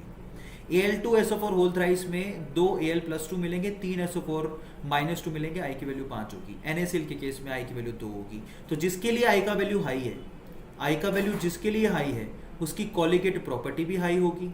और आपसे डेल्टा टीएफ का वैल्यू ही तो पूछा है। आंसर किस में आएगा? सब लोग बताओ कमेंट सेक्शन में। ऑब्वियसली किसके लिए आएगा? Al2SO4। सो फाइनली गाइस, हमने यहां पर चैप्टर फिनिश कर लिया है। फाइनली याद करने की चीजें क्या है? वेंट ऑफ फैक्टर के अंदर एसोसिएशन में केस में आई की वैल्यू लेस देन 1 होती है, डिसोसिएशन केस में आई की वैल्यू ग्रेटर देन 1 होती है। वैल्यू क्या होती है वो यहां पर लिखी हुई है, इनसे आपके न्यूमेरिकल सॉल्व होंगे। एसोसिएशन के केस में आई की वैल्यू आएगी 1 minus alpha plus alpha by n. Dissociation के केस में आई की वैल्यू आएगी 1 minus alpha plus n alpha.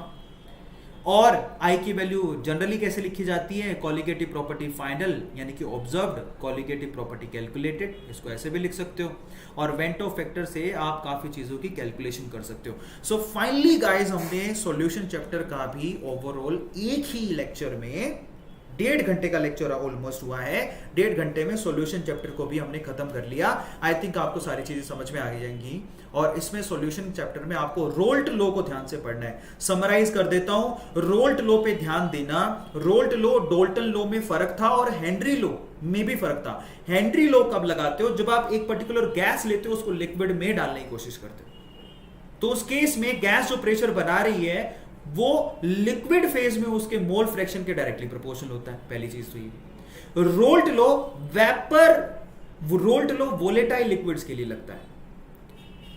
Raoult law और हेनरी लॉ में फर्क क्या है, हेनरी लॉ तो गैस और लिक्विड के केस में लगता है, गैस को लिक्विड में घोलने की कोशिश कर रहे हो, गैस अलग है लिक्विड अलग है।